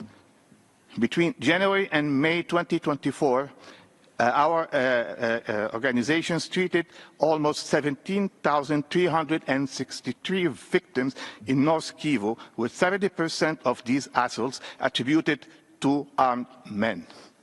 The initiative led to a dramatic reduction in women's experiences of domestic violence from 69% to 29% after 2 years. U.N.HRC calls for accountability through the International Criminal Court, ICC, and other mechanisms. Thank you. I give the floor to Trial International. Mr. President, we join this session to support initiatives aiming to find a response to international crimes that continue to be committed within the framework of the armed conflict in North and South Kivu. In a spirit of complementarity and with respect for national sovereignty, this response should be part of the existing efforts and dynamic of transitional justice and fighting against impunity in DRC. Given our experience on the ground with the Congolese judicial authorities, we would like to draw your attention to the fact that the Congolese justice system has the will and the competence to prosecute international crimes as demonstrated in the past. To preserve these achievements, we call on the Congolese government and their partners to deploy all necessary efforts to ensure that sensitive case documents relating to these investigations are safe in order to avoid their falling into the wrong hands. Moreover, it is urgent to transfer detainees for judgment to prisons towards a safer area. Any prison break is a vital danger, not only for victims and witnesses, but also for lawyers and human rights defenders. Given the escalating violence, the Congolese justice system needs the international community to support it. We support an independent mechanism of inquiry to help the government to collect, preserve and analyze evidence of international law violations. Only a close cooperation between this mechanism and the national judiciary. Thank you. That was the last speaker on my list, and I would like to thank you for your statements and contributions during this discussions. Excellencies, distinguished colleagues, we are coming towards the end of this morning's meeting, and we will resume at 3 p.m. to discuss the resolutions HRC S37L1, and this sitting is hereby closed.